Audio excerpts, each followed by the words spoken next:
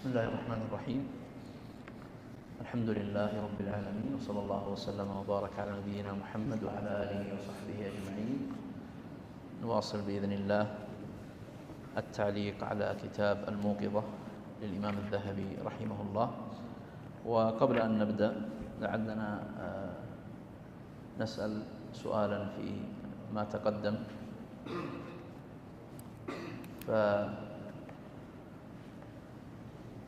لو قلنا ما هو تقرير الإمام الذهبي رحمه الله في الحديث الحسن، تقريره هو؟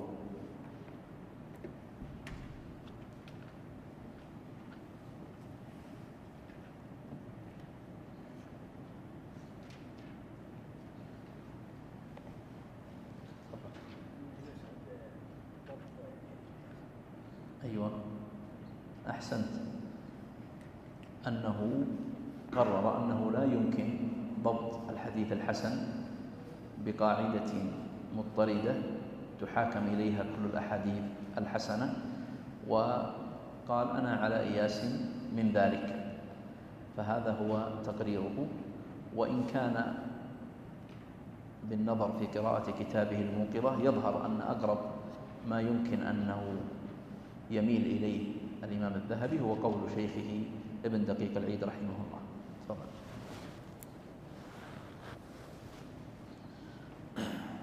تفضل. المرسل. المرسل علم على ما سقط ذكر الصحابي من إسناده، فيقول التابعي قال رسول الله صلى الله عليه وسلم.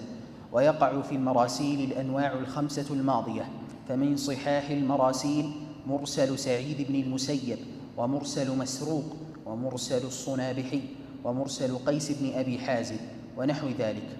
فإن المرسل إذا صح إلى تابعي كبير فهو حجة عند خلق من الفقهاء، فإن كان في الرواة ضعيف إلى مثل ابن المسيب ضعف الحديث من قبل ذلك الرجل، وإن كان متروكا أو ساقطا وهن الحديث وطرح.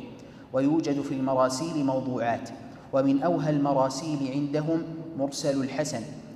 نعم، وإن صح الإسناد إلى تابعي متوسط الطبقة كمراسيل مجاهد وإبراهيم والشعبي فهو مرسل جيد لا بأس به، يقبله قوم ويرده آخرون.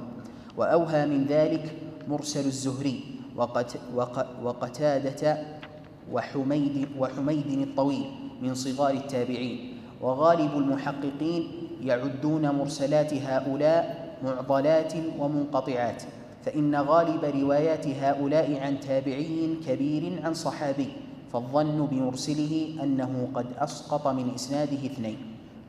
نعم.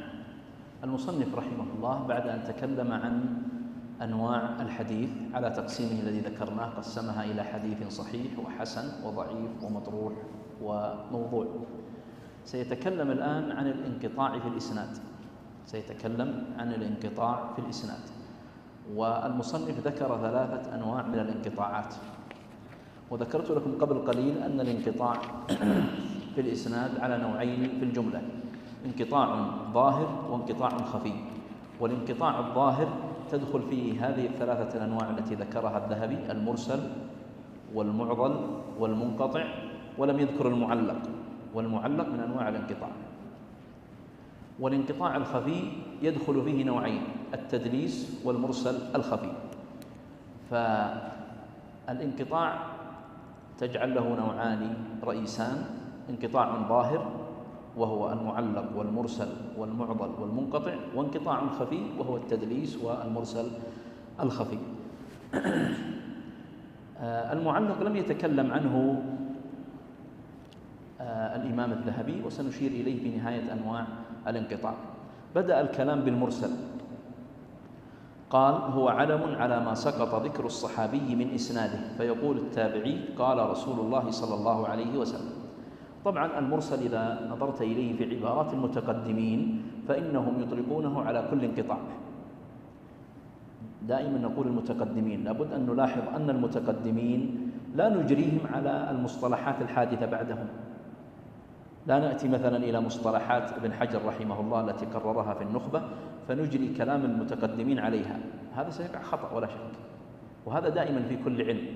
لماذا؟ لأن أئمة الشأن لهم اصطلاح ولهم توسع في الألفاظ ولهم تغاير في التعبير، فالمرسل عندهم يطلقونه على كل انقطاع، يقولون أرسله فلان، فيشمل عندهم المرسل، يشمل المرسل بالاصطلاح الذي سنذكره الآن، ويشمل المعضل، ويشمل المنقطع، ويشمل المدلس، ويسمونه مرسل.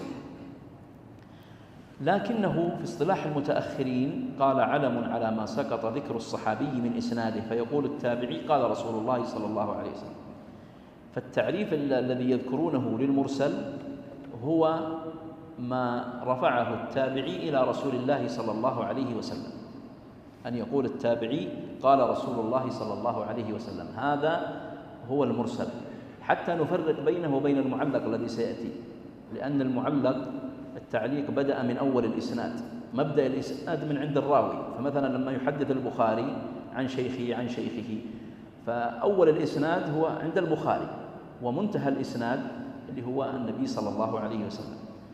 فالتعليق كما سيأتي قد يكون من أول الإسناد، قد يكون التعليق لكل الإسناد كما فعله البخاري في مواضع. أما المرسل فهو أن يقول التابعي قال رسول الله صلى الله عليه وسلم. ولذلك جرى خلاف بين المحدثين في المرسل، هل نقصره على مرسل كبار التابعين فنقول المرسل الذي قال فيه أحد كبار التابعين قال رسول الله صلى الله عليه وسلم وما عدا ذلك لا نسميه مرسل، أم هو يشمل مراسيل التابعين كلهم؟ وإذا قلنا التابعي خرج من؟ الصحابة، فمراسيل الصحابة حجة كما ذكرنا، ويخرج تابعي التابعي، فلا نسمي الانقطاع الذي يحصل منه مرسل، بل يكون معضل أو منقطع أو غيره. واضح؟ إذن فنرجع نقول المصنف هنا عرفه بأنه ما سقط ذكر الصحابي من إسناده، فيقول التابعي قال رسول الله صلى الله عليه وسلم. طيب، ما هو الإشكال في الإرسال؟ لماذا اعتبرنا الإرسال انقطاعا؟ أيوة، أحسنت، لا نقطع أن هذا التابعي ولو كان من كبار التابعين لما قال رسول الله صلى الله عليه وسلم أنه سمع مباشرة من الصحابي، بل يحتمل أنه سمع من تابعي آخر، والتابعي الآخر الذي لم نعرفه لما أرسل الحديث ما عرفنا، يحتمل أنه قوي ويحتمل أنه ليس بقوي، فمن هنا ورد الإشكال على المرسل. ولذلك ذكروا أن من مرسلات التابعين ما وقع السقط فيه في 4، وعد بعضهم أكثر، يعني رواه تابعي عن تابعي عن تابعي عن تابعي عن رسول الله صلى الله عليه وسلم، وكلهم من كبار التابعين. ولذلك نقول الحديث المرسل يقتضي أن هناك سقطا في الإسناد، قد يكون الساقط صحابيا أو تابعيا، إن كان صحابيا فلا إشكال هذا ظاهر، لكن إن كان تابعيا فقد يكون ثقة أو غير ثقة. والمرسل من أقسام الحديث المردود، لا يقبل إلا إذا وجدت قرائن تدل على قبوله. وحتى نحرر الكلام فيه نقول أنه لا خلاف في قبول مراسيل الصحابة رضي الله عنهم، لأنها محمولة على سماع الصحابة، والصحابة كلهم عدول. ثانيا، لا خلاف بين العلماء في عدم حجية المرسل الذي يكون في من أرسله، أو يكون من أرسله غير محترز، يرسل عن غير الثقات، إذا كان معروف بالإرسال عن غير الثقات ولو كان من كبار التابعين فإن مراسيله تكون واهية. سيذكر المصنف هنا ما هو طبقات المراسيل، منه ما هو في أعلى المراسيل، منه ما هو في المرتبة المتوسطة، منه ما يسمى بأوهى المراسيل. جمهور المحدثين كما ذكرت لكم قبل قليل لا يحتجون بالحديث المرسل، وجمهور الفقهاء والأصوليين يحتجون بالحديث المرسل.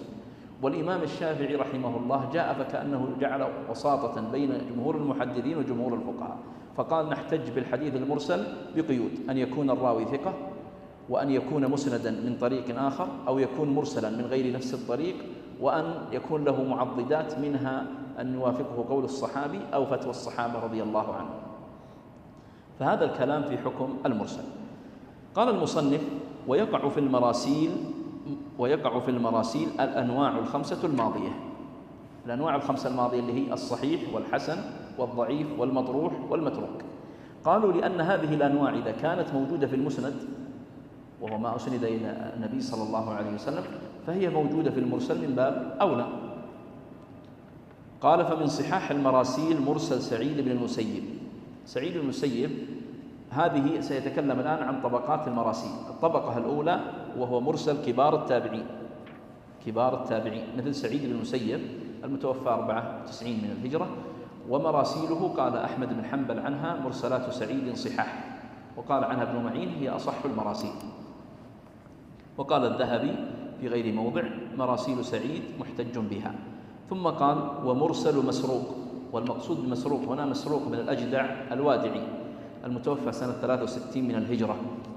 ومرسله قال ابن عبد البر هذا الاسم أوقعوه بإجماع على حديث التابعي الكبير. ولاحظ عبارة ابن عبد البر هذا الاسم يقصد المرسل، أوقعوه بإجماع على حديث التابعي الكبير، لأن حديث التابعي الكبير هذا لا خلاف أنه مرسل، وقع الخلاف في التابعي الصغير. قال ومنهم مسروق، فعد مسروق من كبار التابعين. قال ومرسل الصنابحي، وهو عبد الرحمن بن عسيلة الصنابحي المتوفى في خلافة عبد الملك بن مروان. يقولون أنه رحل إلى النبي صلى الله عليه وسلم، وهذا يعدونه من المخضرمين، والمخضرم هو الذي أدرك زمن النبي صلى الله عليه وسلم لكن لم يلقى النبي صلى الله عليه وسلم. فهذا رحل إلى النبي صلى الله عليه وسلم، ولما كان بالجحفة توفي رسول الله صلى الله عليه وسلم. وقد روى عن كبار الصحابة كأبي بكر وبلال وغيرهم. ومرسل قيس بن أبي حازم البجلي المتوفى سنة 98، وهذا له مرسلات جياد. قيل أنه روى قيس بن أبي حازم أنه روى عن العشرة المبشرين بالجنة، وقال بعضهم باستثناء عبد الرحمن بن عوف. فقيس بن أبي حازم أيضا هذا من المخضرمين، أدرك زمن النبي صلى الله عليه وسلم ولم يلقه، وقيل أنه وصل المدينة في اليوم الذي مات فيه صلى الله عليه وسلم. قال ونحو ذلك، فإن المرسل إذا صح إلى تابعي كبير فهو حجة عند خلق من الفقهاء. إذا صح إلى تابعي كبير فهو حجة عند خلق من الفقهاء. قال من الفقهاء ليبين لكم التقرير السابق أن جمهور الفقهاء على قبول المرسل الصحيح. فإن كان في الرواة ضعيف إلى مثل ابن المسيب ضعف الحديث من قبل ذلك الرجل، وإن كان متروكا أو ساقطا وهن الحديث وطرح. يريد أن يبين لو كان المرسل هذا وجد فيه راوي فلا بد أن نعرف حال الراوي، كما أن نعرفه في المسند فنعرفه في المرسل. فلا بد يعني الراوي الآن هو سيكون عن من؟ عن سعيد بن المسيب مثلا، أو عن قيس بن أبي حازم، أو عن الصنابحي الذين يروون تحته، يعني هم أدون منه. هؤلاء قد يكون فيهم من هو محتج به، وقد يكون فيهم من هو ضعيف يرد حديثه. قال فإن كان في الرواه ضعيف إلى مثل ابن المسيب ضعف الحديث من قبل ذلك الرجل. يريد أن يقول لا تعطي المرسل قاعدة، لا تعطي المرسل قاعدة واحدة، بل انظر في حال السند، بل لا بد من النظر في حال السند. وإن كان متروكا أو ساقطا وهن الحديث أو طرح. ويوجد في المراسيل موضوعات، كما يوجد في المسانيد موضوعات ففي المراسيل كذلك موضوعات. قال ومن أوهى المراسيل عندهم مرسل الحسن. هذا سيأتي كلام عنه، لأن كان العبارة هنا مقدمة، كان حقها أن تكون في المرتبة الثالثة. ننتقل اللي بعدها. قال نعم، وإن صح الإسناد إلى تابعي متوسط الطبقة كمراسيل مجاهد وإبراهيم والشعبي فهو مرسل جيد لا بأس به، يقبله قوم ويرده آخرون. هذه المرتبة الثانية أو الطبقة الثانية من طبقات المراسيل اللي هم متوسط التابعين. الطبقة الأولى كبار التابعين، وهذه أقوى في الاحتجاج، والثانية متوسط التابعين. وأعطاك أمثلة عليهم: مجاهد بن جبر المكي المتوفى 104، وإبراهيم بن يزيد النخعي المتوفى 96، والشعبي عامر بن شراحيل المتوفى 104. هؤلاء مراسيلهم قال جيدة لا بأس بها، يقبلها قوم ويردها آخرون. شيخ الإسلام ابن تيمية يقول عن مراسيل مجاهد حسنة، ويقول غيره مرسل الشعبي صحيح لا يرسل إلا صحيحا، ويقول الإمام أحمد عن مراسيل إبراهيم بن يزيد النخعي حسنة، فهذا منهم احتجاج مثل هذه المراسيل. قال: وأوهى من ذلك هذه الطبقة الثالثة أو المرتبة الثالثة من المراسيل مرسل الزهري وقتادة وحميد الطويل من صغار التابعين. هذه المرتبة الثالثة. جاء الضعف في هذه الطبقة من جهة أن هؤلاء صغار التابعين الغالب أنهم أسقطوا تابعي آخر، لأن معروف إذا كان من كبار التابعين فالغالب أنه لم يسقط إلا الصحابي، يعني قد يرد على الذهن. من صغار التابعين الغالب أنه أسقط تابعيا آخر. والثاني أنهم حدثوا بعد التصريح بالتحديث وطلب الرواه للإسناد، فلما لأنهم تعرفون كلمة محمد بن سيرين كانوا لا يطلبون الإسناد، فلما وقعت الفتنة قالوا سموا لنا رجالكم، فهؤلاء صغار التابعين كان تحديثهم بعد طلب الإسناد، فلذلك وقع الوهاء أو الضعف في أسانيدهم. الزهري هو محمد بن عبد الله بن شهاب الزهري المتوفى 124. من أسباب ضعف مراسيله أنه يروي أحيانا عن سليمان بن أرقم وهو شديد الضعف، وأحيانا يسقطه اللي هو الزهري، فيكون أسقط ضعيفا اللي هو سليمان بن أرقم. وقتاده بن دعامة السدوسي المتوفى 117 هذه مراسيله يقول عنها يحيى القطان بمنزلة الريح، يعني لا اعتبار بها. ومراسيل قتادة تكثر في التفسير وفي أسباب النزول. مراسيل قتادة بن دعامة أكثرها ما كان في التفسير وفي أسباب النزول. وحميد الطويل، حميد بن أبي حميد الطويل متوفى 143، قال ابن حبان عنه كان يدلس، سمع من أنس 18 حديثا.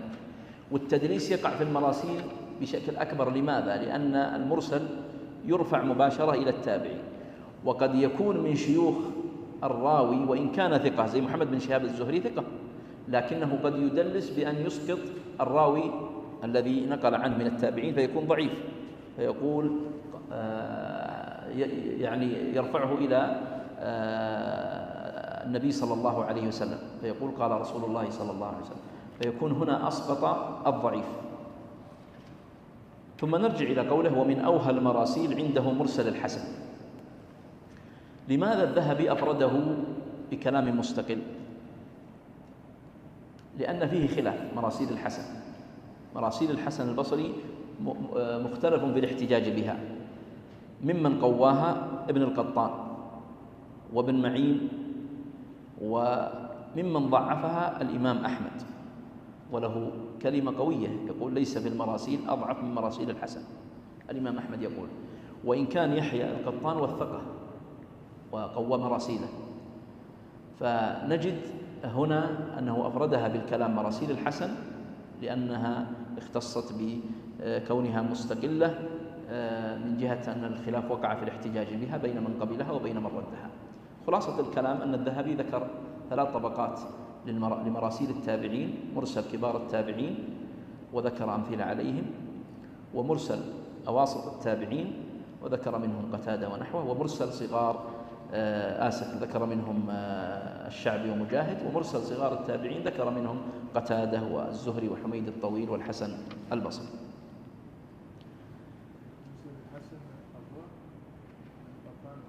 ابن القطان ويحيى بن معين، نعم، وضعفه الإمام أحمد.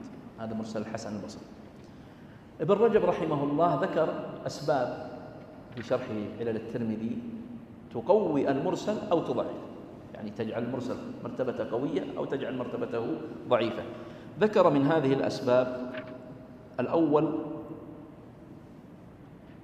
من يعرف بالرواية عن الثقات فيكون مرسله قويا، ومن يعرف بالرواية عن الضعفاء يكون مرسله ضعيفا. ثانيا من عرف أن له إسنادا صحيحا إلى من أرسل عنه كان مرسله قويا، ومن لم يعرف له إسناد صحيح فإن مرسله يكون ضعيفا. ثالثا قوي الحافظة، ولاحظ هنا كلام ابن رجب يقول قوي الحافظة قد يضعف مرسله بسبب أن قوي الحافظة قد يعلق بذهنه مما يسمعه أشياء فيحدث بها وهي ليست من الحديث. يقول يضعف مرسل قوي الحافظة لاحتمال أنه علق بذهنه شيء لا يصح الاعتماد عليه. إسقاط الحافظ لمن سمع منه إذا كان حافظا، هذا اللي ذكرت لكم قبل قليل، هذا ذكره ابن رجب، يقول أن إسقاط الحافظ وإرساله الحديث وإسقاطه لمن سمع له، هو حافظ وثقة ولكنه أسقط من سمع منه، يثير الريبة، لأنه لو كان قويا لبينه، يقول لصاح به، يعني لقال هذا شيخي، ما يحتاج أن يسقطه، فيقول لما أسقطه وهو حافظ دل على أن هذا فيه إثارة للريبة. نعم.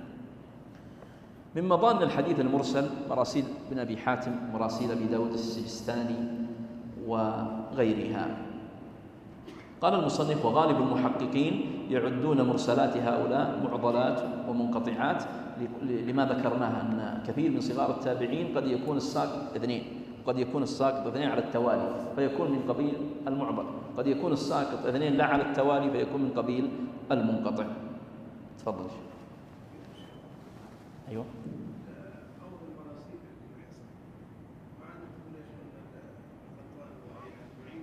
نعم. نعم.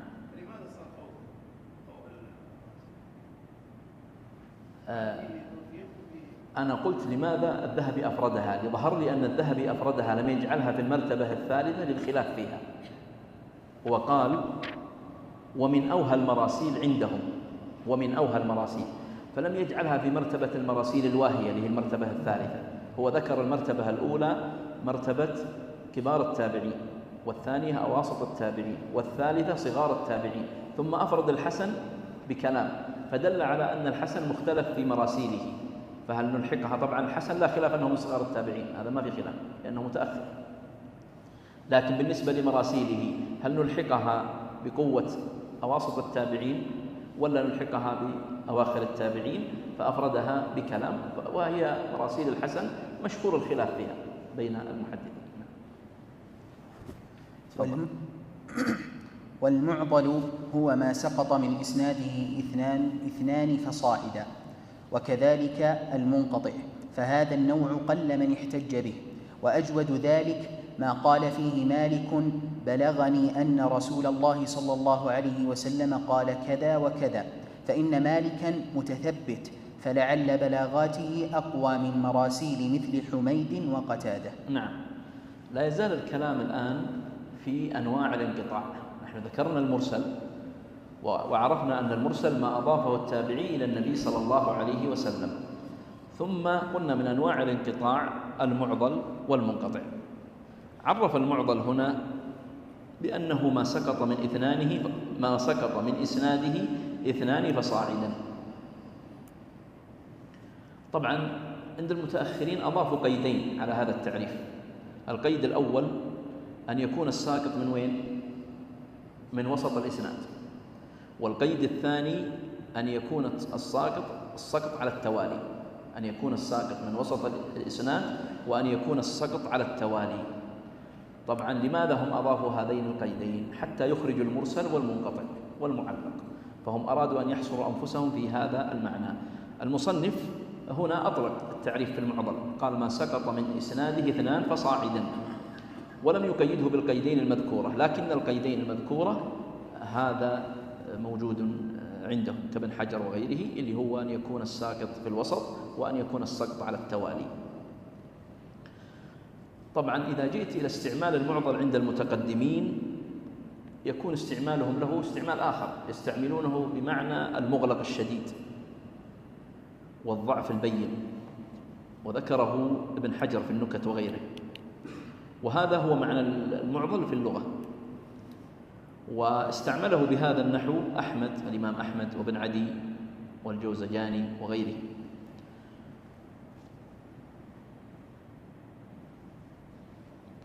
طبعا مثال المعضل ذكروا ما رواه مالك في الموطأ، قال بلغني عن أبي هريرة أنه قال رسول الله صلى الله عليه وسلم للمملوك طعامه وكسوته بالمعروف ولا يكلف من العمل إلا ما يطيق.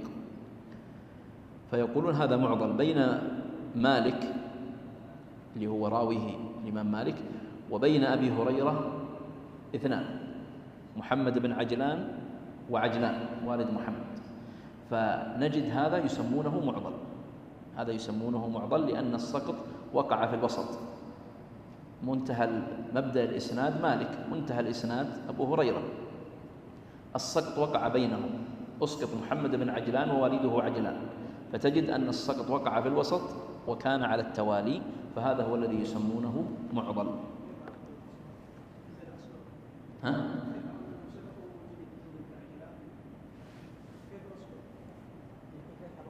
كيف عرفنا أنها هي؟ عرفنا بيذكرها بعد قليل، هذا من بلاغات مالك، سيتكلم بعد قليل عن بلاغات الإمام مالك. الإمام مالك دائما يقول بلغني، ولذلك لما جاء ابن عبد البر في التمهيد وصل بلاغات مالك كلها إلا 4، وصلها ابن عبد البر. جاء ابن الصلاح ووصل 4 المتبقية، فصارت بلاغات مالك كلها موصولة.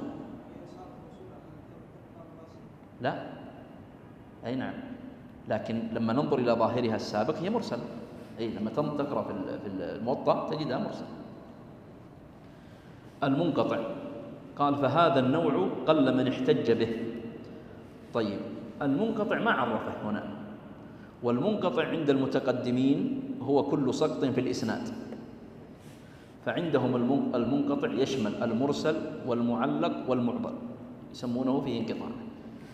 وعند المتأخرين ما سقط من أثناء سنده راو أو راويين لا على التوالي، ما سقط من إسناده راو أو 2 لا على التوالي، هذا يسمونه منقطع.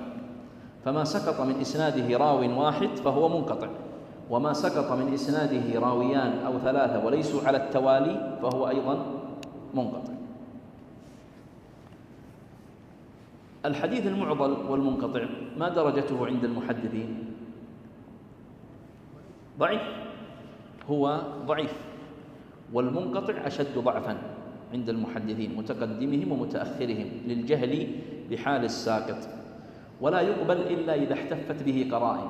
من القرائن التي ذكرتها ما سأل عنه الشيخ قبل قليل، أن يتبين أنه أرسل. الإمام البخاري سيرد معنا بعد قليل في المعلق أنه ذكر 1310 حديث معلق في البخاري، لكن البخاري قد يعلقه في مكان ويصله في مكان،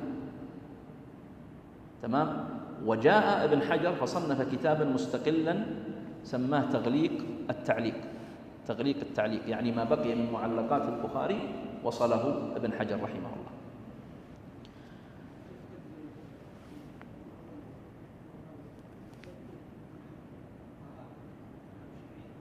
المعضل والمنقطع إذا ما ثبت لنا أنه متصل السند من جهة أخرى بمتابع أو شاهد أو نحوه فلا يحتج به، فيكون ضعيف، لأن هذا لا يحتج به لا على طريقة المحدثين ولا على طريقة الفقهاء، لأنهم كلهم يشترطون اتصال السند، وهذا لم يتحقق فيه اتصال السند. تفضل.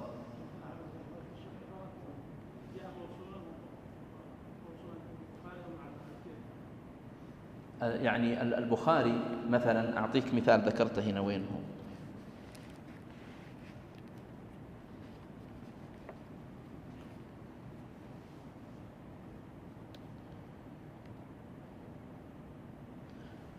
ما أدري اشتبه عليه الكلام، لكن من معلقات البخاري مثلا يأتي خاصة يذكره كثيرا في مبدأ الباب، يعني هو يترجم البخاري بترجمة ثم يقول قال أبو هريرة قال رسول الله صلى الله عليه وسلم. الآن هل البخاري سمع من أبي هريرة؟ قطعا لا، بين البخاري وبين أبي هريرة سنوات عديدة، هذا سميناه معلق، أليس كذلك؟ سميناه معلق. قد يقول البخاري قال رسول الله صلى الله عليه وسلم، قد يعلق في الآثار الموقوفة يقول قال أبو هريرة ويسقط الإسناد بينه وبين أبي هريرة. واضح معنى المعلق الآن؟ معناها أن السند الذي بين البخاري وبين الصحابي الذي روى الحديث أو كان موقوفا عليه الأثر لم يريده البخاري، لكن ماذا يصنع البخاري؟ قد يريده هنا معلقا ثم يصله في موضع آخر. تعرف أن البخاري رحمه الله من طريقته أنه يجزئ الحديث، يعني يترجم مثلا على الحديث يقول باب كذا وكذا، ثم يذكر موضع الشاهد الذي يتعلق بالترجمة، ولذلك يقولون فقه البخاري في إيش؟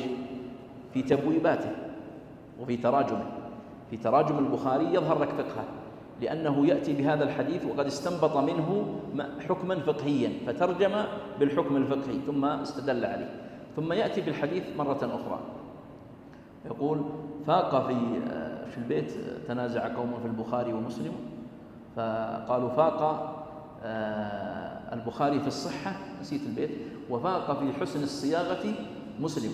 مسلم يجمع الأحاديث في موضع واحد، يجمع الطرق والشواهد والمتابعات في موضع واحد. البخاري لا، أي نعم، يجعلها على الأبواب. فذكرت هنا أن البخاري لما علق قال 310 أحاديث، هذه المعلقات وصل كثيرا منها، بقي عند ابن حجر 160، بقي لابن حجر في تغليق التعليق 160 حديث معلق، قام ابن حجر ووصلها. فهذا طبعا بعضهم يقول كيف البخاري تقولون صحيح وفي معلقات؟ هذا يورد بعض الناس. طبعا يقال بأن هذه المعلقات التي في البخاري أولا هو لا يحتج بها استنادا عليها، وإنما يذكرها على سبيل الاستئناس، هذا الأمر الأول. ثانيا عليكم السلام، أن هذه المعلقات التي ذكرها الإمام البخاري قد وصلها هو بنفسه في مواضع، ووصلها ابن حجر في مواضع أخرى فزال منها التعليق.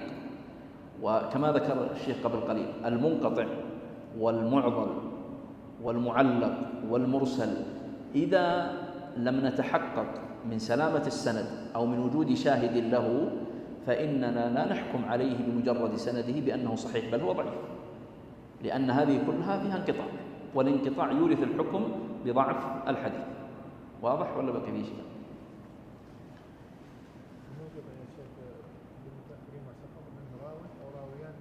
لا على التوالي، هذا المنقطع عند المتأخرين ما سقط من إسناده راو أو أكثر لا على التوالي، لأنه إذا كان على التوالي فإنه يسمى معضل. نعم. تغليق التعليق 160. لا وهو لا، اللي بقي ما وصله البخاري 160. البخاري وصل الأحاديث الكثيرة، بقي لابن حجر 160 وصلها. نعم.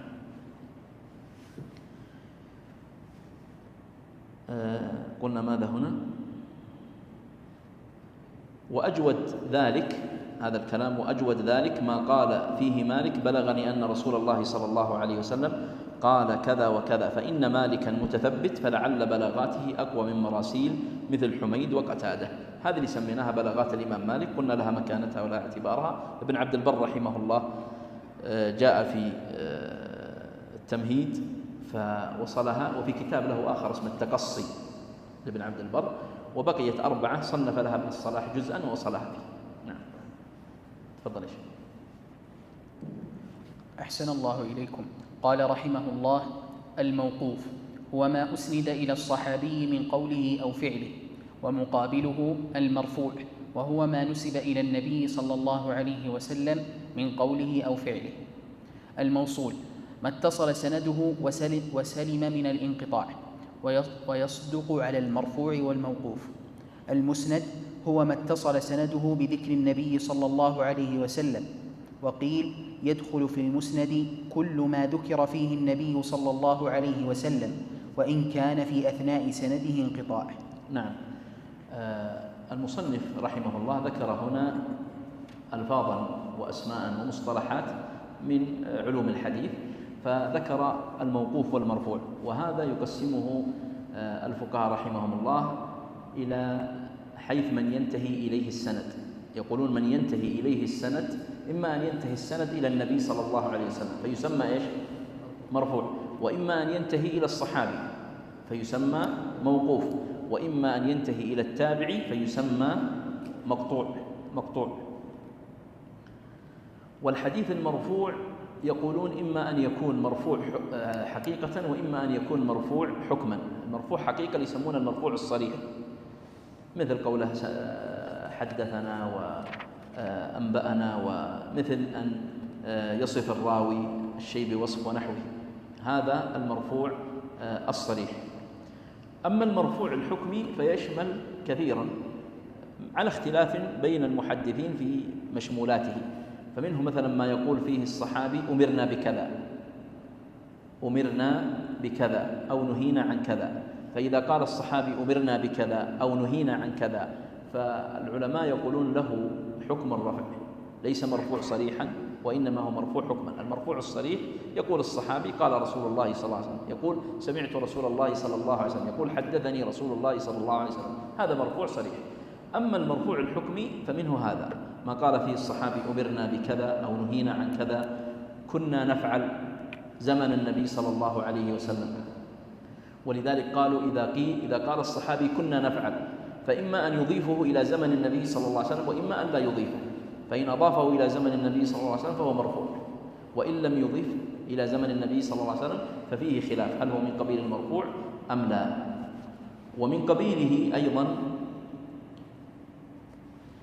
قول الصحابي من السنة كذا، فهذا مرفوع عند جمهور المحدثين. وذكروا أيضا منه تفسير الصحابي فيما يتعلق بأسباب النزول، بشرط أن لا يكون معروفا بالأخذ عن الإسرائيليات. فإذا روى الصحابي شيئا في أسباب النزول وتفسيرا، يعني فسر الآية معناها كذا، ولم يكن هذا الصحابي معروفا بالأخذ عن الإسرائيليات، فإن تفسيره هذا يكون من قبيل المرفوع إيش؟ حكما. نعم. قالوا ومثله ما يقوله الصحابي وليس للرأي فيه مجال، وليس الصحابي معروف بالأخذ عن الإسرائيليات وليس متعلقا ببيان لغة أو شرح غريب، فهذا أيضا له حكم الرفع كالإخبار عن الغيبيات والأمور المستقبلة وغيرها. هذا كله من المرفوع. نعم.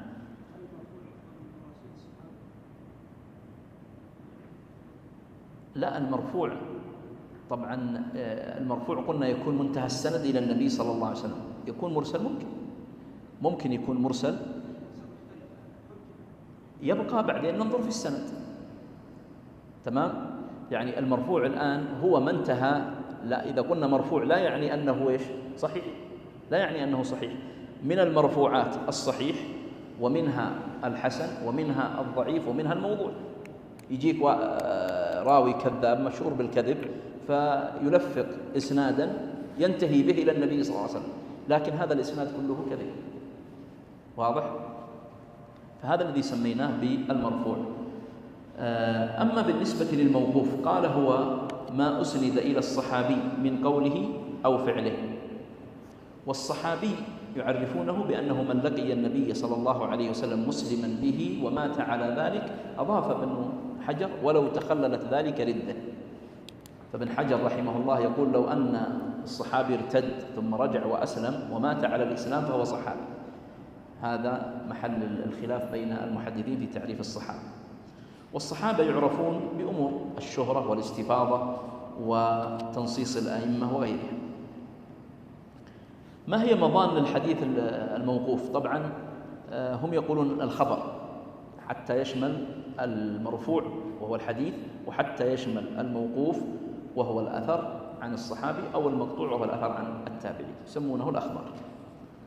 المصنف هنا لم يذكر المقطوع، وإنما اكتفى بالموقوف والمرفوع ولم يذكر المقطوع. وقلنا المقطوع هو من انتهى فيه السند إلى التابعي، والتابعي من لقي صحابيا فأكثر مؤمنا بالنبي صلى الله عليه وسلم ومات على الإسلام. والتابعون اختلف المحدثون في تقسيم طبقاتهم، فنجد مثلا الذهبي رحمه الله قبل قليل قسم التابعين في المراسيل إلى 3 طبقات، لكن طبقات التابعين بعضهم قسمها إلى 3 وبعضهم إلى 2 طبقتين، والحاكم في معرفة علوم الحديث قسمها إلى 15 طبقة. ثم قال المصنف الموصول ما اتصل سنده وسلم من الانقطاع ويصدق على المرفوع والموقوف. الموصول هو معناه أن يكون كل راو تحمل الحديث ممن فوقه. فمثلا إذا جئنا إلى حديث إنما الأعمال بالنيات، كنا من رواية محمد بن يحيى، صح؟ حديث إنما الأعمال بالنيات يحيى بن سعيد الأنصاري عن محمد بن إبراهيم التيمي عن علقمة بن وقاص عن أبي هريرة، عن عمر بن الخطاب رضي الله عنه. أحسنت. فهذا حديث إنما الأعمال بالنيات، هذا السند. يحيى بن سعيد الأنصاري عن محمد بن إبراهيم التيمي عن علقمة بن وقاص عن عمر بن الخطاب. هذا اسمه موصول، سند موصول، لأن كل راو عرفنا أنه تحمل الحديث ممن فوقه، فنجد أن يحيى بن سعيد الأنصاري تحمله من محمد بن إبراهيم، محمد بن إبراهيم تحمله من علقمة، علقمة تحمله من عمر، عمر سمعه من النبي صلى الله عليه وسلم. هذا يسمونه موصول. ولذلك قال ويصدق على المرفوع والموقوف، يعني يصلح أن نقول مرفوع متصل، ويصلح أن نقول موقوف متصل، لكن سكت عن المقطوع. هل يصلح أن نقول مقطوع متصل؟ أيوة. قالوا أما المقطوع لا يوصف بأنه متصل إلا مع التقييد، إلا مع القيد. يقال متصل إلى الزهري، متصل إلى البخاري، متصل إلى فلان، واضح؟ فهنا بالنسبة للمقطوع لا بد أن نقيده بمن انتهى إليه الاتصال. نعم. ضد الموصول ليش؟ أيوة، كل انقطاع، كل الانقطاعات ضد الموصول. شوف الآن عندنا موقوف ومرفوع ومقطوع. الموصول ما هو الذي في ضده؟ المنقطع. والمنقطع يشمل اثنين: انقطاع ظاهر وانقطاع خفي. والانقطاع الظاهر تحته 4: المرسل والمعلق والمعضل والمنقطع. والانقطاع الخفي تحته التدليس والإرسال، واضح؟ المسند قال ما اتصل سنده بذكر النبي صلى الله عليه وسلم. وقيل يدخل في المسند كل ما ذكر فيه النبي صلى الله عليه وسلم وإن كان في أثناء سنده انقطاع. المسند، ما الذي قسيم المسند؟ مرفوع. مرفوع. الآن قال مسند، ما هو قسيمه؟ مرفوع. أي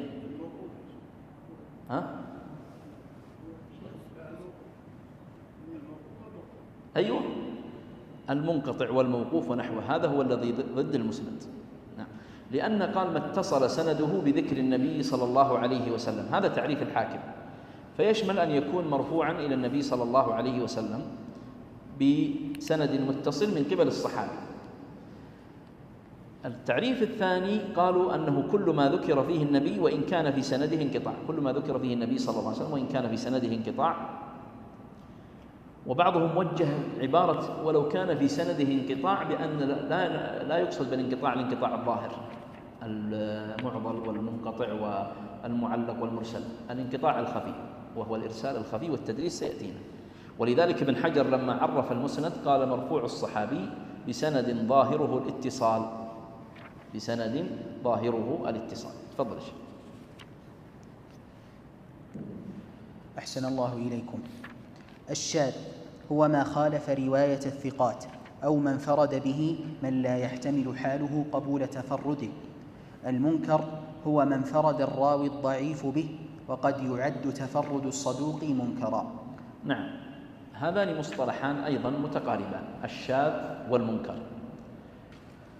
ونجد أن الذهبي رحمه الله ذكر هنا للشاذ تعريفين، وذكر للمنكر أيضا تعريفا، وأدخل فيه يعني الصدوق، هل نعتبر تفرده من قبيل النكارة ولا لا؟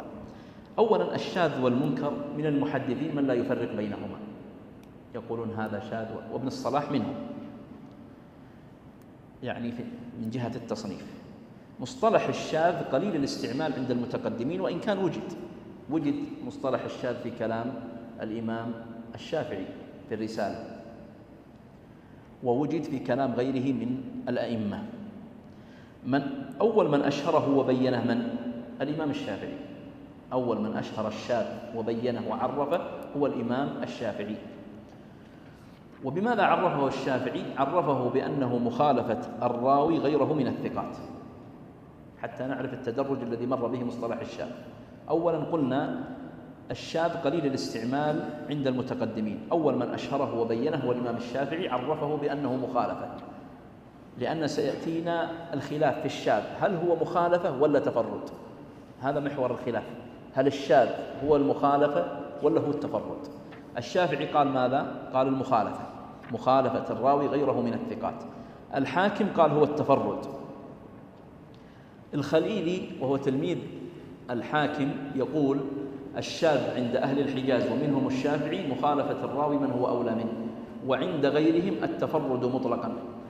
وإذا قلنا التفرد مطلقا يعني سواء كان هذا الراوي ممن يقبل حديثه أو ممن لا يقبل، لأنهم سيفرقون بعد قليل، إن كان ممن يقبل حديثه فهو شاذ، إن كان ممن لا يقبل فهو منكر.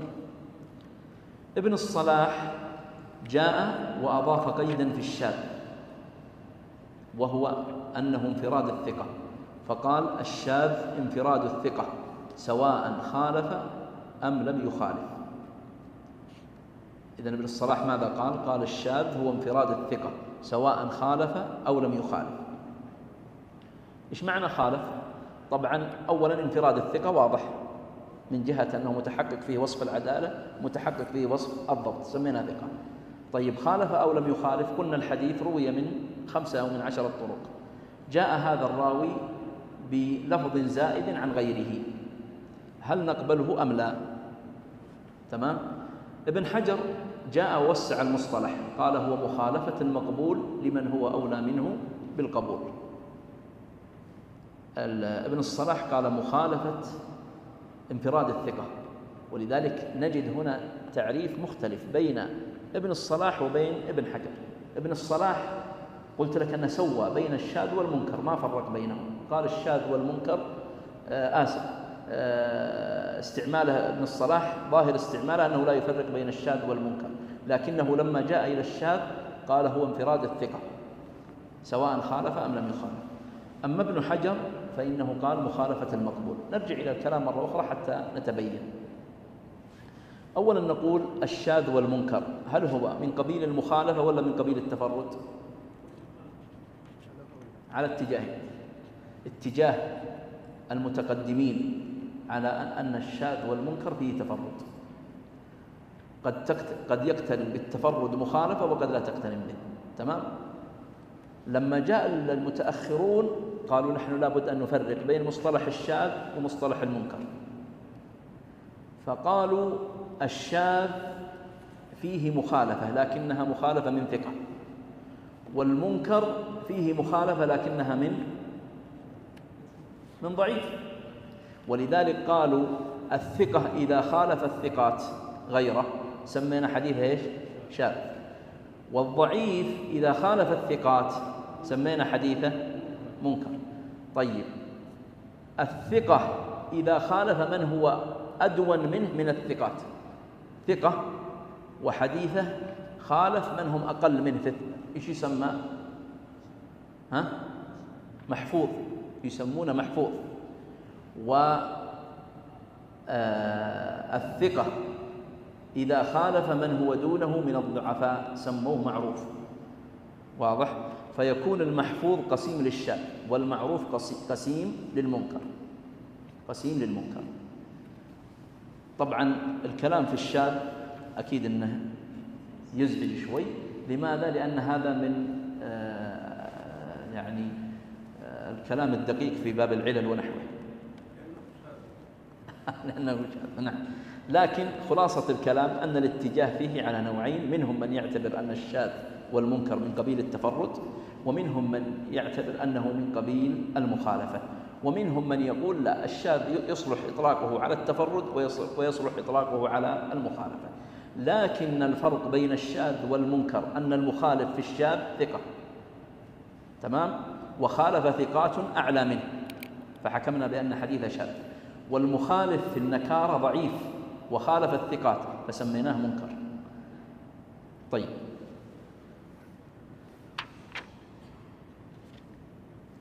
قال هنا الشاذ ما خالف رواية الثقات، هذا تعريف من؟ الإمام الشافعي ذكره هنا. التعريف الثاني من انفرد به من لا يحتمل حاله قبول تفرده، هذا تعريف ابن الصلاح. ابن الصلاح عرفه بأنه التفرد. ثم قال المنكر من انفرد الراوي الضعيف به وقد يعد تفرد الصدوق منكرا. المنكر عند المتقدمين يطلق أيضا بإطلاق آخر على ما يستفحشه الناقد، يقولون هذا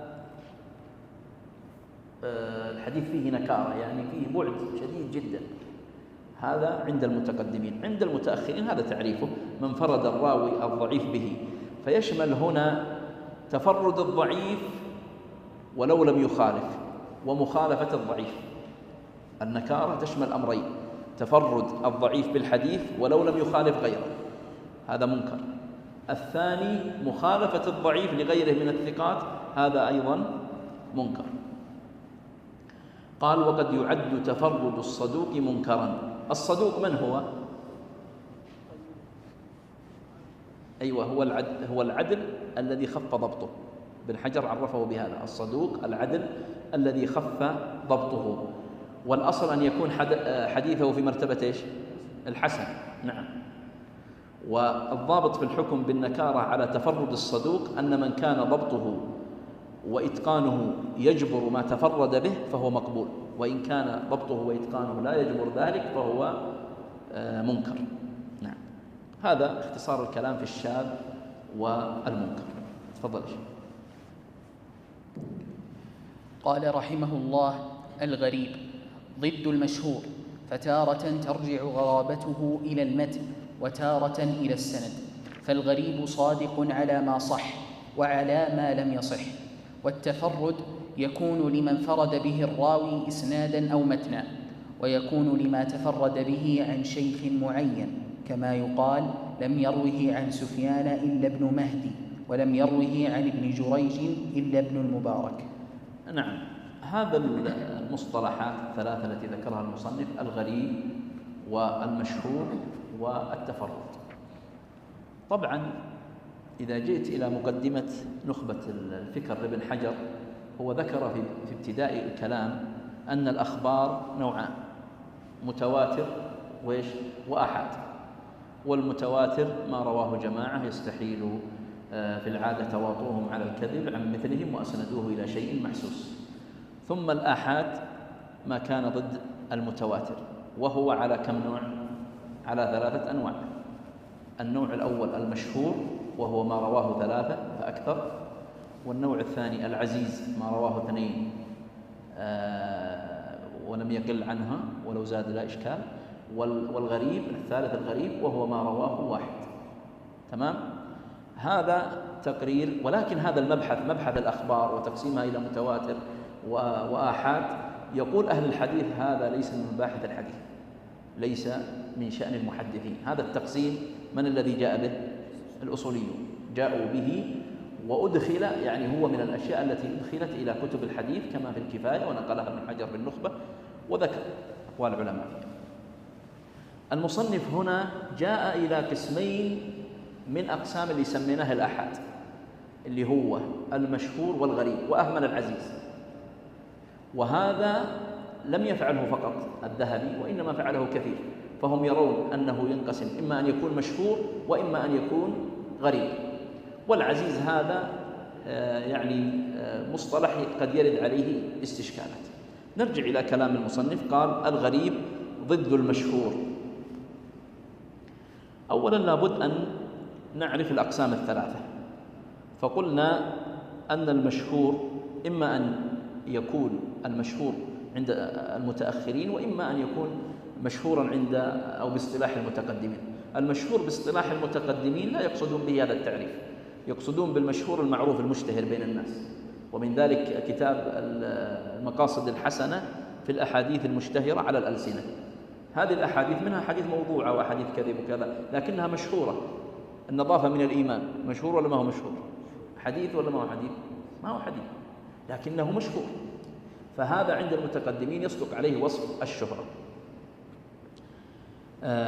عند المتأخرين ضبطوه بضابط اللي هو ذكرت لكم، أنه ما رواه 3 فأكثر، ما لم يبلغ حد التواتر. هذا هو المشهور، ما رواه 3 فأكثر. طيب لو كان الذين رووه أقل من 3، فإن كانوا 2 فعلى مصطلح ابن حجر وغيره من المحدثين هو العزيز، وإن كانوا أقل من 2 فهو الغريب. لكن هل يعني أن ال3 هذول لابد يتكررون، يعني في السند الأول 3 والثاني؟ لا، الثلاثة في المشهور هي الحد الأدنى، لكن ممكن تكون في طبقات، يعني مثلا طبقة يحيى بن سعيد الأنصاري يروي هذا الحديث اثنين غير يحيى بن سعيد الأنصاري في طبقته، ثم الطبقة اللي بعد محمد بن إبراهيم، طبعا هذا غريب لكن أنا أمثل به، محمد بن إبراهيم التيمي يروي 4، في الطبقة اللي بعد محمد علقمة بن وقاص يروي 5. شو اسم هذا؟ مشهور، لأنه صدق عليه أنه في طبقة من الطبقات وصل روايته 3. لما تأتي إلى العزيز معناه ألا يقل في إحدى طبقاته عن 2 ويمكن أن يزيد. فلو قلنا مثلا في طبقة يحيى بن سعيد الأنصاري رواه 2، رواه 1 مع يحيى بن سعيد فصاروا 2، الطبقة التي فوقه رواه 3، الطبقة اللي بعده رواه 4، هذا أيضا يسمى عزيز لأنه جاء في طبقة من طبقاته برواية 2. والغريب مثله يأتي في طبقة من طبقاته برواية 1، مثل حديث إنما الأعمال بالنيات هو غريب من سنده من بداية مسلم، يعني لم يروه إلا يحيى بن سعيد عن محمد بن إبراهيم عن علقمة عن عمر، لكن لما جاء يحيى بن سعيد رواه عن يحيى بن سعيد فئام جماعات كثيرة، فهو نقول هو غريب إلى يحيى بن سعيد، لكنه بعد يحيى بن سعيد ليس غريب. قال: فتارة ترجع غرابته إلى المتن وتارة إلى السند. وسيذكر هذا فيما نذكره بعد قليل. فالغريب صادق على ما صح وعلى ما لم يصح. حديث إنما الأعمال بالنيات أول حديث في صحيح البخاري هو غريب، حديث آخر صحيح البخاري كلمتان خفيفتان على اللسان غريب، ولكنه كله في الصحيح، ولذلك قال الغريب صادق على ما صح وعلى ما لم يصح. شيخ الإسلام له كلمة يقول: من الغرائب ما هو صحيح وغالبها غير صحيح. وشيخ الإسلام إذا قال مثل العبارات هذه فهو مستقرئ، لا شك أنه نظر فيها وتأملها فوجد هذا الأمر. ثم بدأ هنا في الكلام عن التفرد. طيب التفرد هنا هل له علاقة بمصطلح الغريب ولا لا؟ له علاقة، ولذلك ابن حجر قرر أن مصطلح الفرد والغريب واحد، إلا أنهم يخصون الغريب المطلق بلفظ الفرد والغريب النسبي بلفظ الغريب. هذا يقوله ابن حجر رحمه الله. ثم قال: والتفرد يكون لمن فرد به الراوي إسنادا أو متنا. هذا اسمه إيش؟ الغريب المطلق، غريب مطلق. ويقولون هو ما وقع في أصل الإسناد سواء في طبقة أو أكثر، مثل حديث عبد الله بن عمر أن النبي صلى الله عليه وسلم نهى عن بيع الولاء وعن هبته، تفرد به عبد الله بن دينار عن ابن عمر، هذا غريب مطلق. ومثل حديث أبي هريرة أن النبي صلى الله عليه وسلم قال: الإيمان 70 شعبة، تفرد به عبد الله بن دينار عن أبي صالح عن أبي هريرة، هذا يسمونه الغريب المطلق أو الفرد المطلق، لأن ذكرنا قبل قليل أن ابن حجر يقول الفرد والغريب معناها واحد. قال: ويكون لما تفرد به عن شيخ معين، كما يقال لم يروه عن سفيان إلا ابن مهدي، ولم يروه عن ابن جريج إلا ابن المبارك، هذا اللي يسمونه الغريب النسبي، وهو أن تقع الغرابة في أثناء السند لا في أصله. مثل يقولون تفرد به البصريون، تفرد به الشاميون، تفرد به الدمشقيون، هذا اسمه غريب نسبي، لأن التفرد بالنسبة إلى قوم. أو يقال لم يروه عن سفيان إلا ابن مهدي، ولم يروه عن ابن جريج إلا ابن المبارك، وهكذا، فهذا اسمه غريب نسبي. الغرابة في الحديث هل هي قرينة على قوته ولا على ضعفه؟ قرينة على ضعفه، ولذلك طبعا إذا لم يكن له لمتنه أصل أو شاهد. يقول ابن رجب رحمه الله: الغرابة في حديث الراوي علة في ذاتها، إلا أن تكون ممن كثر حفظه واشتهرت عدالته وحديثه فلا يحكم بضعفه. ولذلك لا بد عند النظر في الغرابة من أمور: الإلمام بالأحاديث متونا وطرقا، وأن يكون الناقد بصيرا، والمعرفة بحال المنفرد وطبقته وشيوخه، والمعرفة بالتواريخ. مضان الأحاديث الغريبة كتب الأفراد، يعني مثلا في كتاب اسمه الأفراد للدارقطني، أفراد بن شاهين. ومن مظانها المعجم الأوسط للطبراني، ومن مظانها أيضا جامع الإمام الترمذي، فإنه يحكم على أحاديث بأنها غريبة. من مظانها يعني أين تجد هذه الأحاديث المحكوم بغرابتها. تفضل الشيخ. أحسن الله إليكم. قال رحمه الله: المسلسل ما كان سنده على صفة واحدة في طبقاته، كما سلسل بسمعت، أو كما سلسل بالأولية إلى سفيان. وعامة المسلسلات واهية، وأكثرها باطلة لكذب رواتها. وأقواها المسلسل بقراءة الصف، والمسلسل بالدمشقيين، والمسلسل بالمصريين، والمسلسل بالمحمدين إلى ابن شهاب. نعم. المسلسل هل هو وصف من أوصاف السند ولا المتن؟ السند. ولذلك يقولون هذا من لطائف الأسانيد، يعني هو من لطائف الإسناد. اهتم بذكر جملة لطائف الأسانيد اهتماما ظاهرا القسطلاني في كتابه إرشاد الساري على صحيح البخاري، فهو اهتم بهذه اللطائف الإسنادية. قال: ما كان سنده على صفة واحدة في طبقاته، يعني أن يتفق جميع الرواة في السند على صفة أو هيئة أو قول. ولذلك يقسمون المسلسل باعتبارات. القسم الأول باعتبار نوعه، إما أن يكون مسلسل بالصفة، وإما أن يكون مسلسل بالقول، وإما أن يكون مسلسل بالفعل. والمسلسل بالصفة كأن يكون اسمهم كلهم محمد، فيكون السند محمد عن محمد عن محمد، هذا مسلسل بالقول. أو ينتسبون إلى بلد واحد، يكونون كلهم دمشقيين، أو كلهم شاميين، أو كلهم مصريين، أو مذهب واحد، يكونون كلهم مالكية أو شافعية أو نحوها.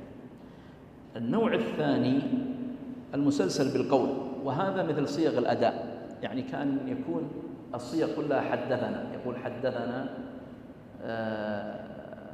فلان، حدثنا فلان، حدثنا فلان، حدثنا فلان، فهو مسلسل بصيغة التحديث، أو مسلسل بصيغة العنعنة، أو مسلسل بصيغة أخبرنا، أو مسلسل بصيغة أنبأنا. نعم. الفعل أو الهيئة مثل أن قال حدثنا وهو جالس، حدثنا وهو يقبض على لحيته، هذا أيضا مسلسل بالهيئة والفعل. يقول المصنف: كما سلسل بسمعت، هذا مسلسل بالقول بصيغة الأداء، يعني يقول سمعت سمعت سمعت. أو كما سلسل بالأولية إلى سفيان. وش المقصود سلسل بالأولية إلى سفيان؟ وهو أول حديث سمعته منه، ويأتي بعد يقول وهو أول حديث سمعته منه، وهكذا. ثم قال المصنف: وعامة المسلسلات واهية، وأكثرها باطلة لكذب رواتها، لكذب الرواه فيها، لكذب رواتها. محل الضعف وصف التسلسل، لا أصل الأداء. ثم يكثر الضعف، يقولون يكثر الضعف في المسلسل بالفعل، فكثير من المسلسلات بالفعل هذه ضعيفة، ويقل في المسلسل بالصفة والهيئة. ومن مظان الحديث المسلسل كتاب المسلسلات الجياد للسيوطي، كتاب مستقل فيها، وكتاب المناهل السلسلة في الأحاديث المسلسلة لمحمد بن عبد الباقي الأيوبي. طيب، ما هي فوائدها؟ لماذا المحدثون اهتموا بالمسلسلات؟ أيوة،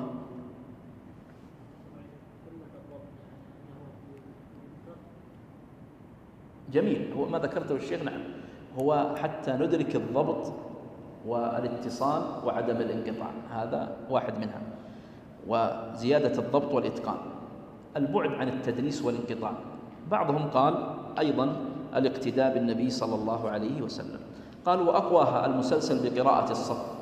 ذكر في الحاشية أنه الإمام الترمذي أخرجه، وهو حديث عبد الله بن سلام قال: قعدنا نفر من أصحاب رسول الله صلى الله عليه وسلم فتذاكرنا فقلنا لو نعلم أي الأعمال أحب إلى الله لعملناه، فأنزل الله سبح لله. فكان كل راوي عندما يعرض الحديث يقرأ سورة الصف، فسموه مسلسل بقراءة الصرف. والمسلسل بالدمشقيين وهو حديث أبي ذر فيما يرويه النبي صلى الله عليه وسلم عن ربه تبارك وتعالى: يا عبادي إني حرمت الظلم على نفسي. قال النووي في أذكاره: رجال إسناده مني إلى أبي ذر كلهم دمشقيون. فهذا مسلسل بالدمشقيين. والمسلسل بالمصريين حديث البطاقة، أخرجه السخاوي في الجواهر المكللة والسيوطي في جياد المسلسلات. والمسلسل بالمحمديين إلى ابن شهاب، اللي هو حديث أم سلمة مرفوعا: استرقوا لها فإن بها النظرة، كما ذكر في الحاشية. نعم.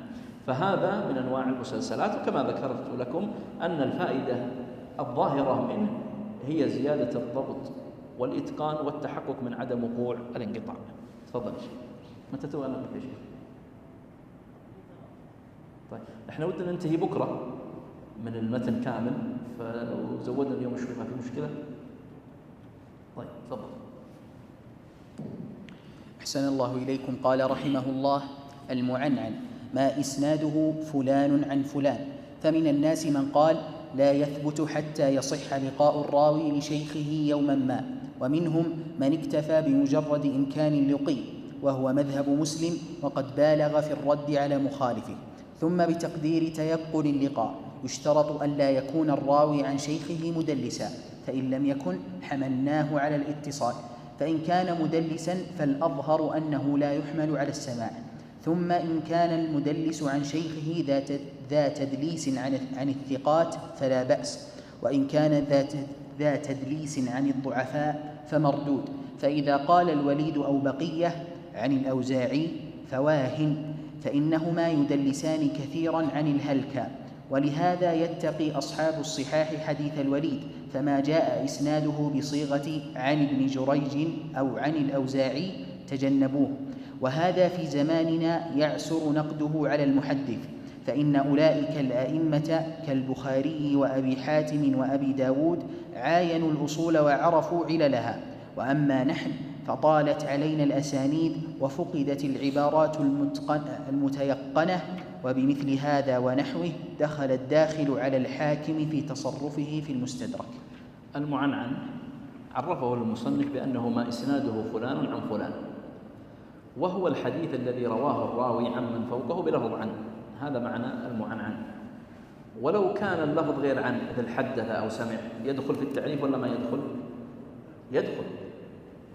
هو المعنعن هم قالوا عن، لكن لا يدخل حدثنا، أخبرنا، أنبأنا، هذه لا تدخل. لكن حدث، أخبر، أنبأ، هذه تدخل. ولذلك قالوا أن المقصود هنا الحديث الذي رواه الراوي عمن رواه بصيغة عن وغيرها من الصيغ المحتملة كقال وذكر وحدث وأنبأ، وإنما أطلقوا لفظ عن خاصة لأنها الغالبة. هنا ذكر المسألة المشهورة لما قال: فمن الناس من قال لا يثبت حتى يصح لقاء الراوي لشيخه يوما ما، ومنهم من اكتفى بمجرد إمكان اللقي، وهو مذهب مسلم، وقد بالغ في الرد على مخالفه. المسألة المشهورة في الخلاف بين البخاري ومسلم. البخاري يشترط ايش؟ اللقي، ومسلم المعاصرة مع إمكان اللقي. ولذلك طبعا كلاهما يشترطون يكون الراوي ثقة. نعم، كلاهما يشترطون إذا كان بالعنعنة أن يصرح بالسماع. نعم، لكن الخلاف بينهم في هذا الشرط، اللي هو البخاري يشترط اللقي، ثبوت اللقي، ما هو إمكان اللقي. مسلم يشترط المعاصرة مع إمكان اللقي. فهذا هو الخلاف الذي دار بين الشيخين. ما الذي عليه جمهور المحدثين؟ على أي مذهب؟ البخاري، على مذهب البخاري، وهو الذي عليه جمهور، ينسبونه دائما إلى البخاري وابن المديني، ويقولون عليه جمهور المحدثين، وهو ثبوت اللقي. يقول: فمن الناس من قال من الناس يقصد البخاري وابن المديني، من قال لا يثبت حتى يصح لقاء الراوي لشيخه يوما ما، ومنهم من اكتفى بمجرد إمكان اللقي، وهو مذهب مسلم. ومسلم معروف، مسلم بن الحجاج القشيري النيسابوري، متوفى سنة 261. يقول: وقد بالغ في الرد على مخالفه. النووي لما جاء في شرحه على مسلم قال: الذي صار إليه مسلم ضعيف، والذي رده هو المختار الصحيح. يعني الذي صار إليه مسلم من اشتراط المعاصرة مع إمكان اللقي هو الضعيف. وابن رجب يقول: اتفاق هؤلاء الأئمة على قولهم هذا يعني ثبوت اللقي، ويقتضي حكاية إجماع الحفاظ المعتد بهم على هذا القول. وابن رجب كما تعرفون من أئمة الشام.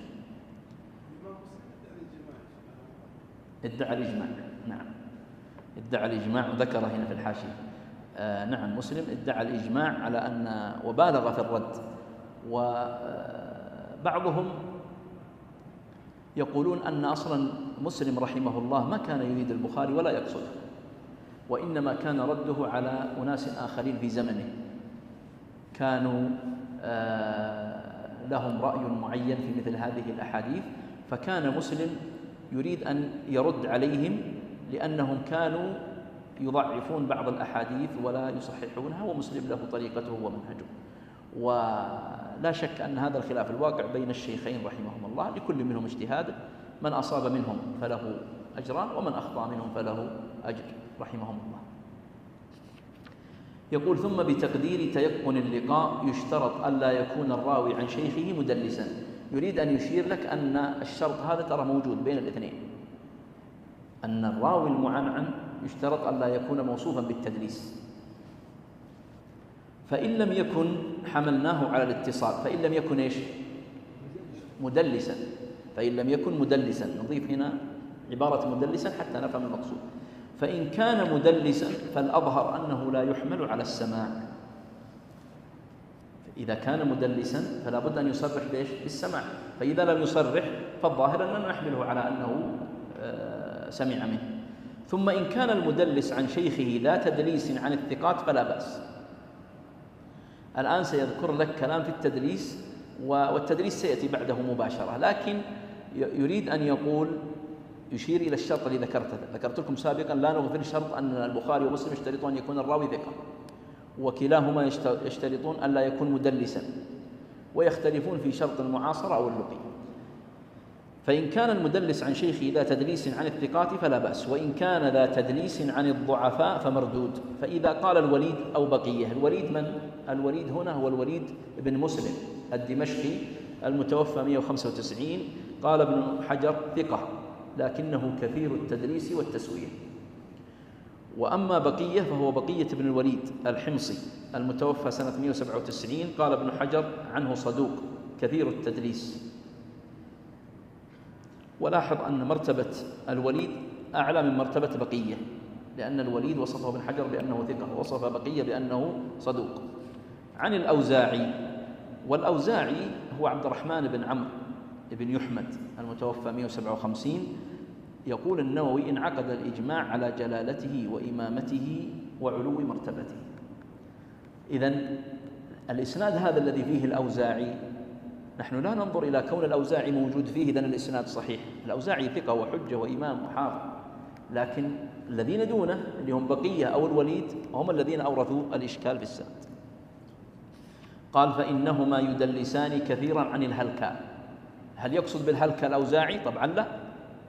إذن يقصد أنهم قد يدلسون عن هلكاء ويظهرون السند بأن الأوزاعي هو الذي في السند، يطلعون نظيف وظاهره أنه معين. ولهذا يتقي أصحاب الصحاح حديث الوليد، فما جاء إسناده بصيغة عن ابن جريج أو عن الأوزاعي تجنبوه. عن ابن جريج أو عن الأوزاعي تجنبوه، لأن ابن جريج حافظ والأوزاعي حافظ، واحتمال أنهم يدلسون فيخرجون الحديث عن طريق هؤلاء الحافظين ويغضون النظر عن الهلكاء الذين هم في الإسناد حقيقة وارد. يقول: وهذا في زماننا يعسر نقده على المحدث. الآن هو يريد أن افترض إشكال ويريد أن يجيب عنه. يقول: إذا قلتم بهذا الكلام بالإسناد المعنعن، طيب ما قولكم في أن البخاري ومسلم أخرجوا أحاديث بسند معنعن؟ يقول: وهذا في زماننا يعسر نقده على المحدث، فإن أولئك الأئمة كالبخاري وأبي حاتم وأبي داود عاينوا الأصول وعرفوا عللها، وأما نحن فطالت علينا الأسانيد وفقدت العبارات المتيقنة، وبمثل هذا ونحوه دخل الداخل على الحاكم في تصرفه في المستدرك. هو هنا أجاب عن وجود أحاديث معنعنة في البخاري ومسلم. الأمر الأول أنها محمولة على ثبوت السماع، فإن البخاري ومسلم من شرطهما شديد في إثبات أو إدخال حديث صحيح فيه عندهما، وبالتالي فما وجد من الأسانيد المعنعنة في الصحيح في البخاري ومسلم محمول على السماع.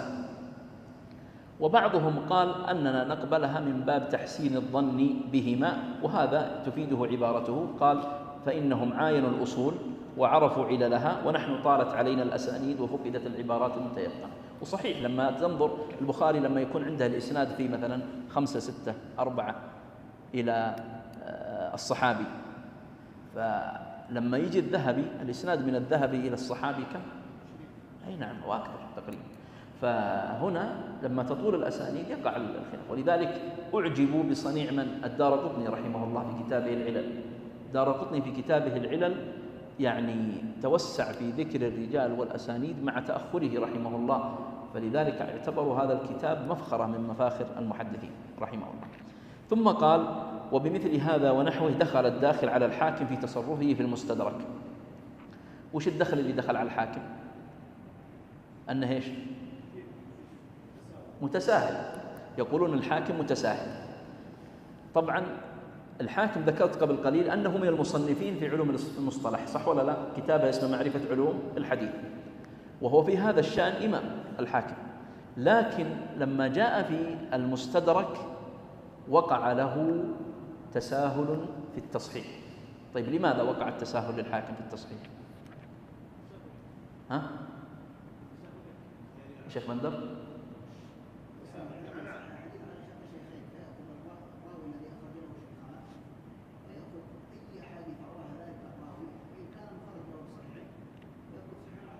أحسنت.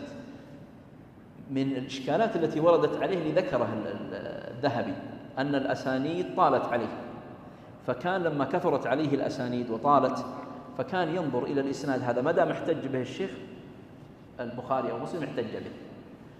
سبب آخر ذكروا أن الإمام الحاكم صنف كتابه المستدرك بعد أن جاوز 70 من عمره، ومعروف أن المرحلة المتأخرة من عمر الإنسان تكون محل ضعف وفتور وعدم قوة، ولذلك وجد أن بعضهم صرح به الذهبي أو ابن حجر، قالوا أن المستدرك للحاكم منه ما بيضه وحرره فهو أقوى من جهة الأحكام، ومنه ما لم يبيضه ويحرره فهو أضعف من جهة الأحكام، على أن نسبة التساهل إلى الحاكم في المستدرك ثابتة ومنقولة عن جمع من المحدثين. تفضل يا شيخ. نختم بالتدريس إن شاء الله، نقف عند المضطرب. نعم تفضل.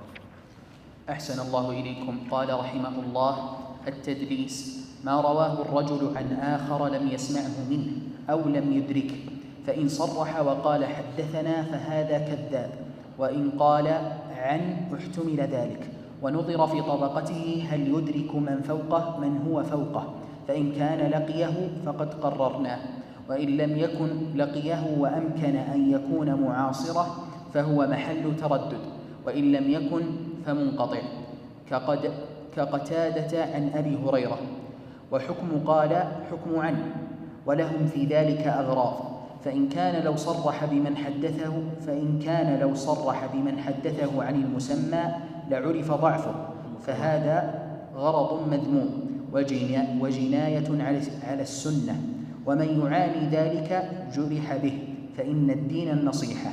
وإن فعله طلبا للعلو فقط أو إيهاما لتكثير الشيوخ بأن يسمي الشيخ مرة ويكنيه أخرى وينسبه إلى صنعة أو بلد لا يكاد يعرف به وأمثال ذلك، كما يقول حدثنا البخاري ويقصد من يبخر الناس، أو حدثنا علي بما وراء النهر ويعني نهرا، أو حدثنا بزبيد ويريد موضعا بقوس، أو حدثنا بحران ويريد قرية المرج، فهذا محتمل والورع تركه.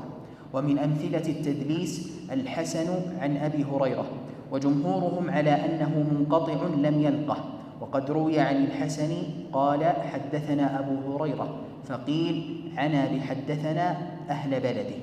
وقد يؤدي تدليس الأسماء إلى جهالة الراوي الثقة فيرد خبره الصحيح، فهذه مفسدة، ولكنها في غير جامع البخاري ونحوه الذي تقرر أن موضوعه للصحاح، فإن الرجل قد قال في جامعه حدثنا عبد الله وأراد به ابن صالح المصري، وقال حدثنا يعقوب وأراد به ابن كاسب، وفيه مالين. وبكل حال التدليس مناف للإخلاص لما فيه من التزين. نعم، هذا التدليس.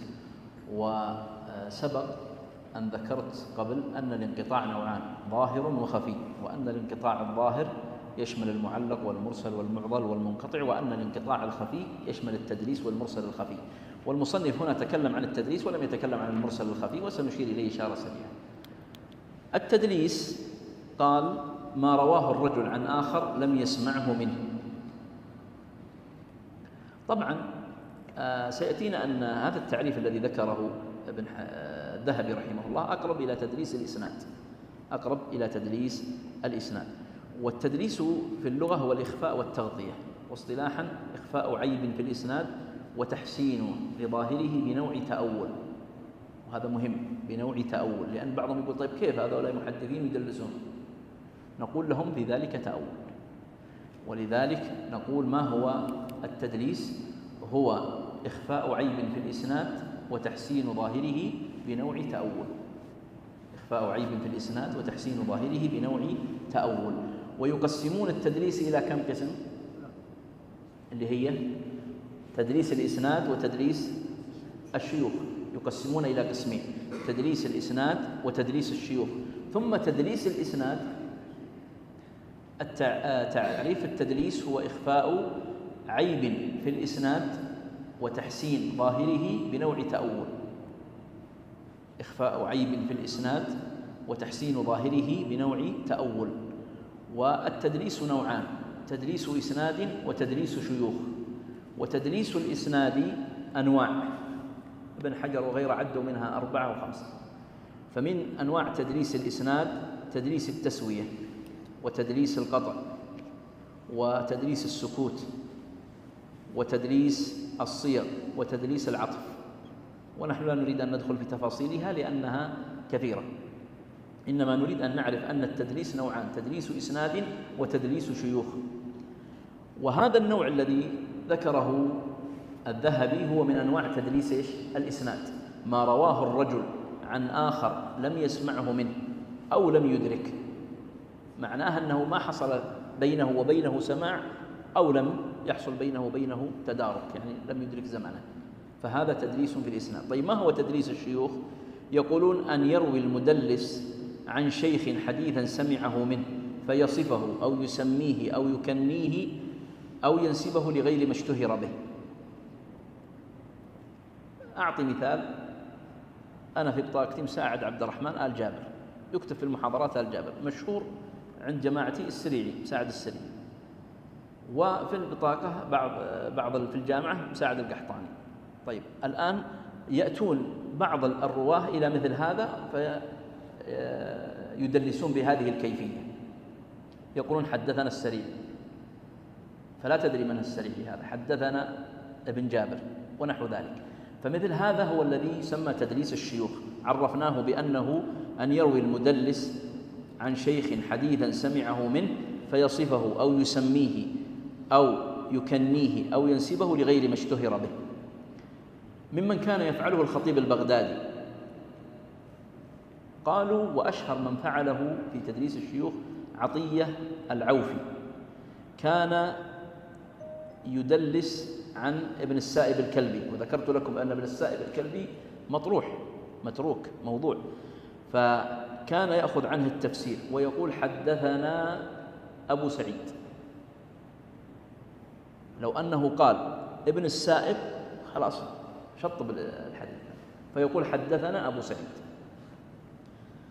ومن أنواع تدليس الشيوخ ما يسمى بتدليس البلدان، وذكر المصنف هنا عليه أمثلة، قال أن يقول حدثنا بما وراء النهر، ولا يعني ما وراء النهر اللي هو من هم في بخارى وفي بلاد آسيا البعيدة، وإنما يعني مثل حدثنا ما وراء النهر اللي هو بينه، مثلا يكون قريب من نهر دجلة، حدثنا بما وراء النهر.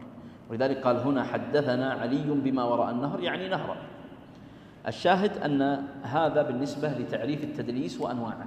قلنا هو إخفاء عيب في الإسناد وتحسين ظاهره بنوع تأول، وهو قسمان: تدليس إسناد وتدليس شيوخ. وتدليس الإسناد أنواع: تدليس عطف وتدليس سكوت وتدليس قطع وتدليس حذف وصيغ.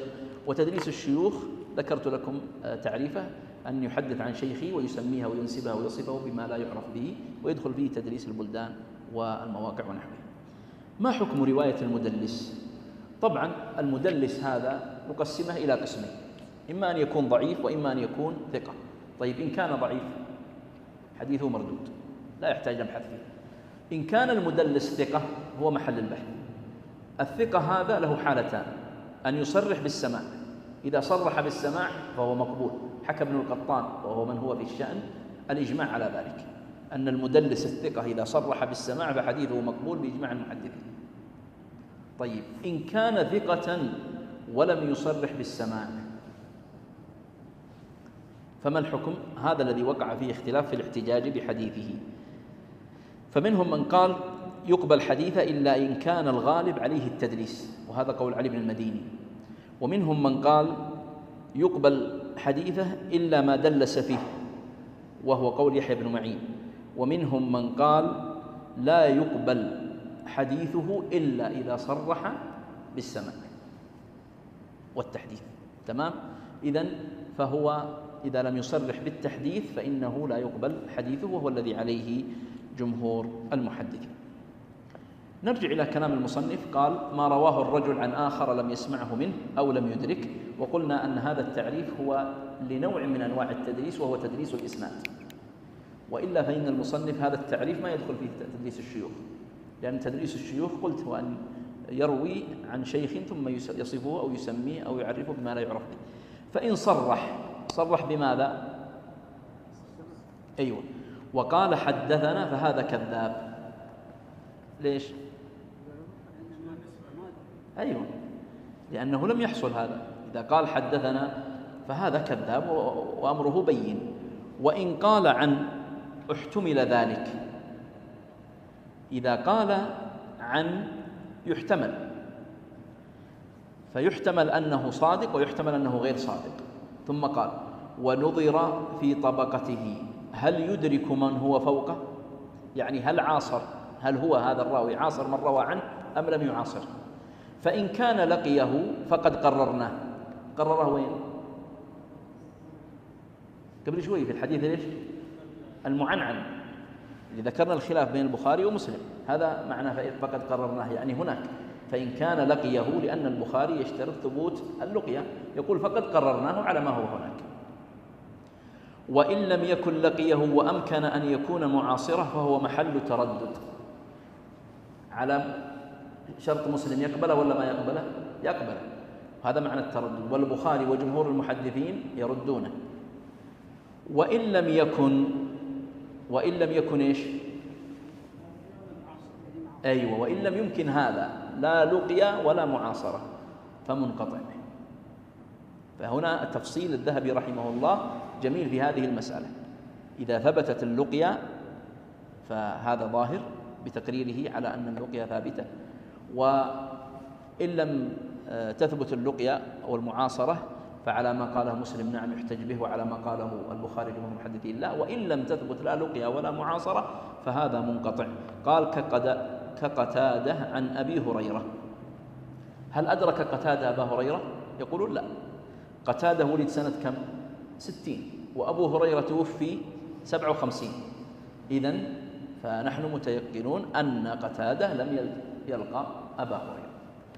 وحكم قال حكم عن، هذا إشارة لما ذكرت لكم في التعريف سابقا، أن المعنعن لما ذكر عن قلنا أنه لا يشمل فقط عن، يشمل عن وقال وحدث وسمع. فهو يقول حكم قال حكم عن، أي أنها محمولة على الاتصال إلا من المدلس، فلا بد أن يصرح بالتحديث. نص على ذلك الخطيب البغدادي والنووي وغيرهما. ثم قال ولهم في ذلك أغراض. سيتكلم الآن عن أسباب التدليس، لأن قلنا قبل قليل بنوع تأول، صح؟ إذن هم لا يدلسون إلا عندهم غرض وسبب. ما هو سبب التدليس؟ قال تفضل.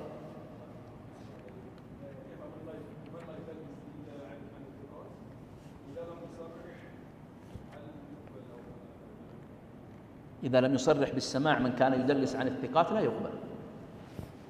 إذا لم يصرح بالسماع لا يقبل عند جمهور المحدثين، وإن كان بالنسبة للفقهاء والأصوليين يقبلون. فإن كان لو صرح بمن حدثه عن المسمى لعرف ضعفه فهذا غرض مذموم. يريد أن يبين الغرض الأول من أسباب التدليس. يقول لك السبب الأول من أسباب التدليس أن هذا الذي دلس لو طلع لك وأبرز لك شيخه فأنت بتعرف شيخه أنه ضعيف فترد الحديث. قال فهذا هو الغرض الأول، لأنه لو صرح بمن حدثه لعرف ضعفه، فهذا غرض إيش؟ مذموم وجناية على السنة، ومن يعاني ذلك جرح به فإن الدين النصيحة. إيش معنى ومن يعاني ذلك جرح به؟ يعني هل يطعن في الراوي بالتدليس ولا ما يطعن؟ أيوة. الذهبي ذكر أنه يطعن بقيدين. القيد الأول أن يكون مكثرا منه، وأشار إليه بقوله ومن يعاني ذلك، يعني أنه دائما يكثر منه، هذا معنى المعاناة. والثاني أن يدلس الضعيف مع علمه بضعفه وبضعف حديثه، أن يدلس يعني يخفي الضعيف مع أنه يعلم أن هذا شيخه ضعيف ومع ذلك يخفيه. فهنا الذهبي يقول نعم، نجعل التدليس قادحا في الراوي بهذين القيدين، إذا كان قد أخفى شيخه الضعيف مع علمه بضعف شيخه، والثاني إذا كان مكثرا من ذلك. قال ومن يعاني ذلك جرح به فإن الدين النصيحة. ثم قال وإن فعله طلبا للعلو فقط، هذا الغرض الثاني، وهو أن من أغراض التدليس يطلب العلو، يسقط شيخه المباشر ويجعل شيخ بعده. لماذا؟ لأنه يطلب العلو بأن يسقط الشيخ الثقة ويبقي الشيخ الذي سمع منه أحاديث أخرى إلا هذا الحديث، فتقل بذلك الوسائط. يعني مثلا نقول لو الشيخ أنس، الشيخ اسمك محمد، الشيخ محمد والشيخ أنس، أنا سمعت من الشيخ أنس مجموعة من الأحاديث، وسمعت والشيخ أنس ثقة، الشيخ محمد إن شاء الله ثقة، لكن على المثال فلو كان ليس في درجة الثقة مثل أنس، فسمعت منه هذا الحديث فلم أذكره هو وذكرت الشيخ هذا، أنا سمعت من الشيخ يمكن سمعت منه 50 حديث ولم أسمع من الشيخ هذا إلا حديث واحد، ثم أسندت الحديث الذي سمعته من الشيخ هذا إلى الشيخ هذا. لماذا؟ طلبا للعلو فقط. فهذا أيضا غرض من أغراض التدليس. قال أو إيهاما لتكثير الشيوخ بأن يسمي الشيخ مرة، هذا اللي سمينا تدليس إيش؟ الشيوخ. أيوة. لما سمعت الحديث الذي أسندته إلى محمد نعم وما سمعته من أنس، نعم كيف يجي التدليس ولا كذا؟ التدليس الآن أنا أسقطت الشيخ اسمه محمد وأسندت إلى الشيخ أنس، لأن الشيخ أنس أنا سمعت منه، صح ولا لا؟ نفس الحديث؟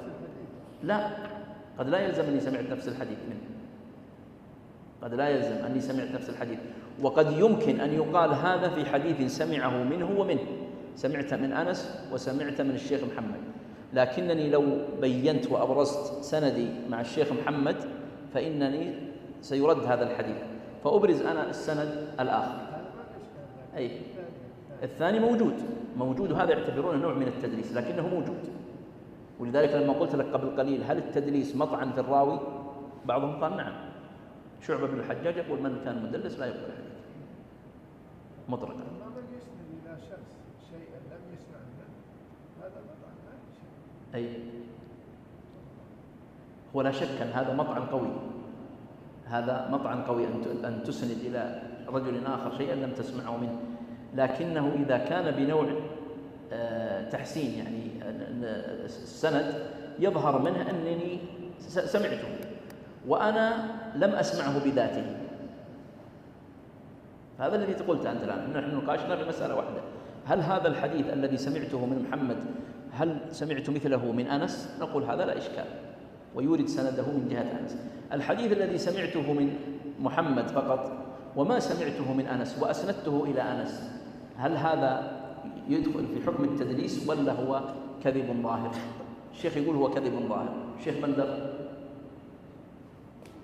تدليس، ذكروه من مباحث علم التدليس. نعم. ولذلك أنا نقلت هنا نقل لكن تجاوزته.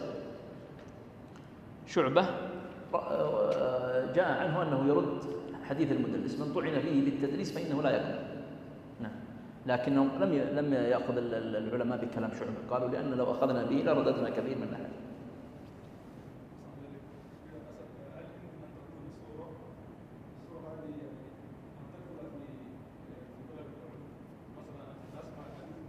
أيوة.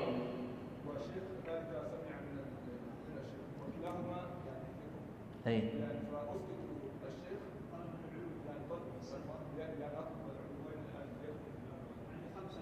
أيوة فهمت قصدك. أيوة يعني يصبح 4 في السند، لكن أيضا هذا انقطاع، صح ولا لا؟ حصل فيه انقطاع، وصل التدليس هو انقطاع. ذكرت لكم قبل قليل أن التدليس هو انقطاع. هذه الصورة واردة مذكورة، ترى الصورة اللي ذكرها الشيخ موجودة وذاكرينها في كتب التدليس. في كتاب أنا ما أدري ذكرته هنا ولا سأذكره بعد قليل، اللي هو ابن حجر تعريف أهل التدليس بمراتب التدليس، وذكر فيه الصور هذه ومراتب المدلسين وغيرها. قال أو إيهاما لتكفير الشيوخ، هذا هو المعروف بتدليس الشيوخ، بأن يسمي الشيخ مرة ويكنيه أخرى وينسبه إلى صنعة أو بلد لا يكاد يعرف به. ثم ذكر أمثلة، يقول حدثنا البخاري ويقصد من يبخر الناس، حدثنا علي بما وراء النهر ويعني نهرا، حدثنا بزبيد ويريد موضعا بقوس، زبيد معروف أنها في اليمن لكنه يريد زبيد أخرى، حدثنا بحران ويريد قرية المرج، وهذا في زمنه. هذا من التدليس. طبعا لو جيت قلت واحد يقول حدثنا بحران، لو جيت أن تأخذ ظاهره طيب كذب، حدثنا بحران، طيب حران هذه ما هي بحران اللي حدث فيها، صح ولا لا؟ التدليس فيه نوع تأول كما ذكرت، لكن الفقهاء لطفوا العبارة قالوا بنوع تأول. ثم قال فهذا محتمل والورع تركه. إيش معنى محتمل؟ يعني يحتمل أن يقبل أو لا يقبل، لكن الورع تركه. قال ابن دقيق العيد هذا كله إذا كان صحيحا في نفس الأمر، وإنما المقصود منه الإغراب فهو محتمل. هذه عبارة ابن دقيق في الاقتراح، هذا كله إذا كان صحيحا في نفس الأمر والمقصود منه الإغراب فهو محتمل. ثم قال ومن أمثلة التدليس الحسن عن أبي هريرة، وجمهورهم على أنه منقطع لم يلقه. وقد روي عن الحسن قال حدثنا أبو هريرة، فقيل عنا بحدثنا أهل بلده. ذكرت قبل قليل أن الحسن لم يسمع من أبي هريرة، وبالتالي فلا يمكن أن يكون روى عنه. يقول الزيلعي الحسن لم يسمع من أبي هريرة على الصحيح، وهذا من أنواع تدليس الصيغ، لأنه يقول حدثنا أبو هريرة. طيب أنت يا الحسن ما سمعت من أبي هريرة رضي الله عنه، قال المقصود حدثنا أهل بلده، هذا تدليس في الصيغة. قال وقد يؤدي تدليس الأسماء إلى جهالة الراوي الثقة فيرد خبره الصحيح، فهذه مفسدة. طبعا هنا الذهبي اختصر كلام ابن دقيق العيد في الاقتراح. ابن دقيق العيد في الاقتراح قال التدليس له مفسدة وله مصلحة، ثم ذكر له مفسدتان وذكر له مصلحة واحدة. الذهبي هنا ذكر المفسدتين وترك المصلحة، كأنه لم يرى أن المصلحة ظاهرة. ماذا قال الذهبي؟ قال وقد يؤدي تدليس الأسماء إلى جهالة الراوي الثقة فيرد خبره الصحيح، هذه المفسدة، هذه هي المفسدة، ولكنها في غير جامع البخاري ونحوه الذي تقرر أن موضوعه للصحاح. فإن الرجل قد قال في جامعه، الرجل اللي هو من؟ البخاري، حدثنا عبد الله، وأراد به ابن صالح المصري، يعني يقول أن البخاري حصل منه نوع تدليس، كأنه يقول هكذا. ولا شك أن البخاري مع جلالته بعضهم وصف بأنه مدلس، أظن ابن المعين أو ابن المديني وصف البخاري بأنه مدلس. لكن هنا أحمد بن صالح المصري المعروف بن الطبري قال ابن حجر عنه ثقة، وهذا روى عنه البخاري. وقال حدثنا يعقوب، وأراد به ابن كاسر، وفيهما لين، يقصد أن فيهما شيء من الضعف. ولكن ذكرت لكم قبل قليل أنه لما حدث به البخاري وأورده في صحيحه فالعلماء اعتذروا له بأن شرط البخاري معروف أنه لا يروي إلا عن ثقة، فبالتالي لا بد أن يكون البخاري إما أنه ثبت له التحديث بالسماع، وإما أنه وجد من طريق آخر غير هذا الطريق، وإما أن له معلقات شاهدة أو غيرها من الأشياء المقوية. قال: وبكل حال التدليس مناف للإخلاص لما فيه من التزين. يعني هذه المفسدة الثانية. المفسدة الأولى اللي هي جهالة الراوي الثقة، والمفسدة الثانية أنه ينافي الإخلاص. يقول ابن دقيق العيد: هذه مفسدة يراعيها أرباب الصلاح والقلوب. ثم قال ابن دقيق العيد في الاقتراح: وأما مصلحته، مصلحة التدليس وش هي؟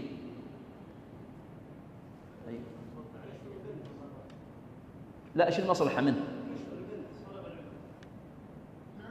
أيوة. ها؟ لا، قال امتحان الأذهان في استخراج التدليسات. هذه يقول الآن ابن دقيق العيد يقول هذه مصلحة التدليس. إذا عرف أن ابن دقيق العيد جاء والتدليس قد وقع ولا ما قد وقع؟ ابن دقيق العيد لما في زمنه التدليس واقع ولا ما هو واقع؟ واقع. فهو يريد أن يتكلم عن التدليسات الواقعة. ما هي المصلحة في الكلام فيها؟ قال التدليسات الواقعة المصلحة في الكلام فيها امتحان الأذهان في استخراج التدليسات. طيب، ما هي طرق معرفة التدليس؟ أولا قالوا مقارنة الأسانيد ببعضها، نقارن الأسانيد ببعضها حتى نعرف المدلس. ثانيا تفقد السماعات في الأسانيد. ثالثا معرفة حال الرواة. رابعا التنصيص عليه من أحد الأئمة النقاد بأن يقول فلان مدلس أو عرف بالتدليس أو يدلس عن فلان أو نحوه. مراتب المدلسين ابن حجر رحمه الله جعلها على 5 مراتب في كتابه تعريف أهل التقديس بمراتب الموصوفين بالتدليس. الأول من وصف بالتدليس ولم يثبت عنه، قال ابن حجر هؤلاء مقبول حديث بالاتفاق.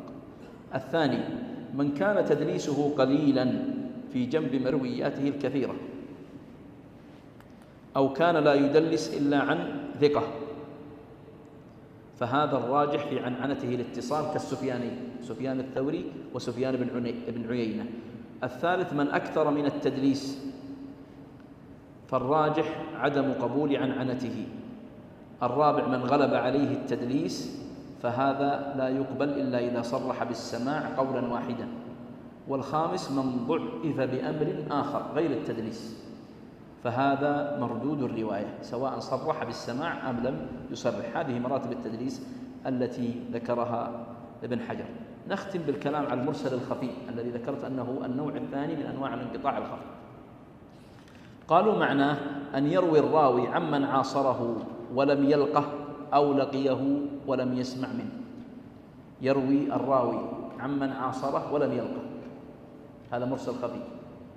يروي عنه عاصره لكنه ما لقيه، أو لقيه ولم يسمع منه. طيب، ما الفرق بين التدليس والمرسل الخفي؟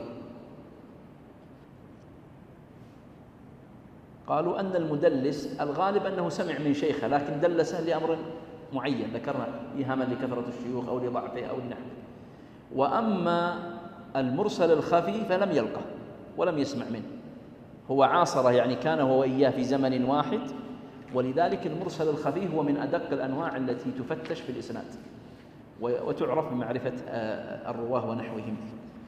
وعلى أن هذا النوع بعض المتقدمين كأحمد بن حنبل وابن معين وابن عدي والخليل في كتابه الإرشاد عدوه من أنواع التدليس، عدوا المرسل الخفي هذا الذي أفرده المتأخرون عدوه نوعا من أنواع التدليس.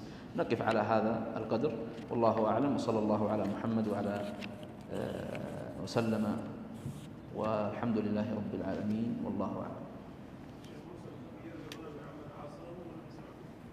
أعلم. المرسل الخفي، نعم، المرسل الخفي هو أن يروي، هذا ما اشتغلش، تسمعني يا شيخ؟ أن يروي الراوي عمن عاصره ولم يلقه أو لقيه ولم يسمع منه. نعم، تفضل. الله البخاري رحمه الله في الأحاديث التي روى عن من تكلم فيهم يعني لا عناية بهذا الراوي. نعم صحيح، ولم يروي عنه إلا ما هو ثابت. صدقت. هذا الملحظ اللي ذكره الشيخ صحيح، ولذلك ابن حجر رحمه الله في مقدمة فتح الباري هدي الساري تناول كل من تكلم فيه من رجال الصحيح ورد ردا شافيا وافيا، وبين أن البخاري رحمه الله لم يحتج بأحد إلا وقد ثبت عنده قوة الاحتجاج به، وإن كان عند بعض المتأخرين قد لا يظهر لهم الحجة التي استند إليها البخاري وقد تظهر له. نعم. مسألة بعض ذكر عن البخاري رحمه الله عند نوع تدليس، بعض الطلاب أو صغار السن إذا سمع بهذه المعلومة فرح لا نستغفر الله. لا، هو الشيخ يقول ننبه على أن لما قلنا أن بعض المحدثين ذكر عن البخاري أن عند نوع التدليس لا يعني هذا أن نقدح في صحيح البخاري عياذا بالله، لا، هذا الصحيح الكتاب صحيح البخاري وصحيح مسلم من أصح الكتب، أجمع العلماء على قبولها وعلى الاتفاق بها.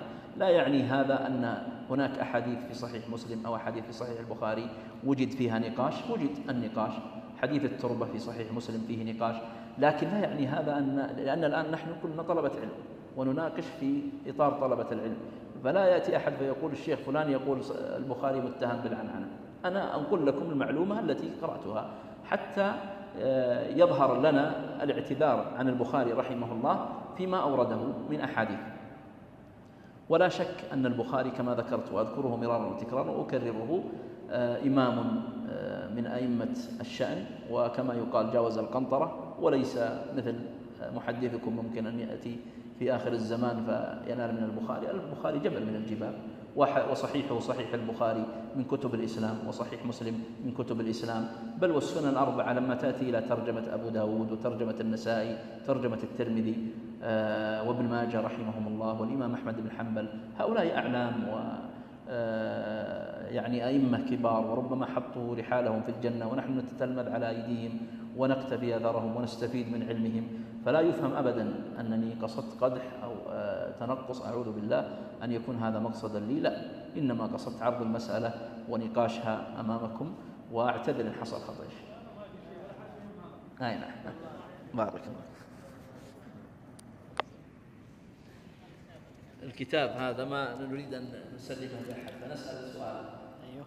في آخر جزئية نريد الفرق بين التدليس والإرسال الخفي على مصطلح المتأخرين. تتنازل يا شيخ بندر؟ أنت ولا من الأول؟ طيب أيوه. التدليس هو إن كان أنه سمع أيوه.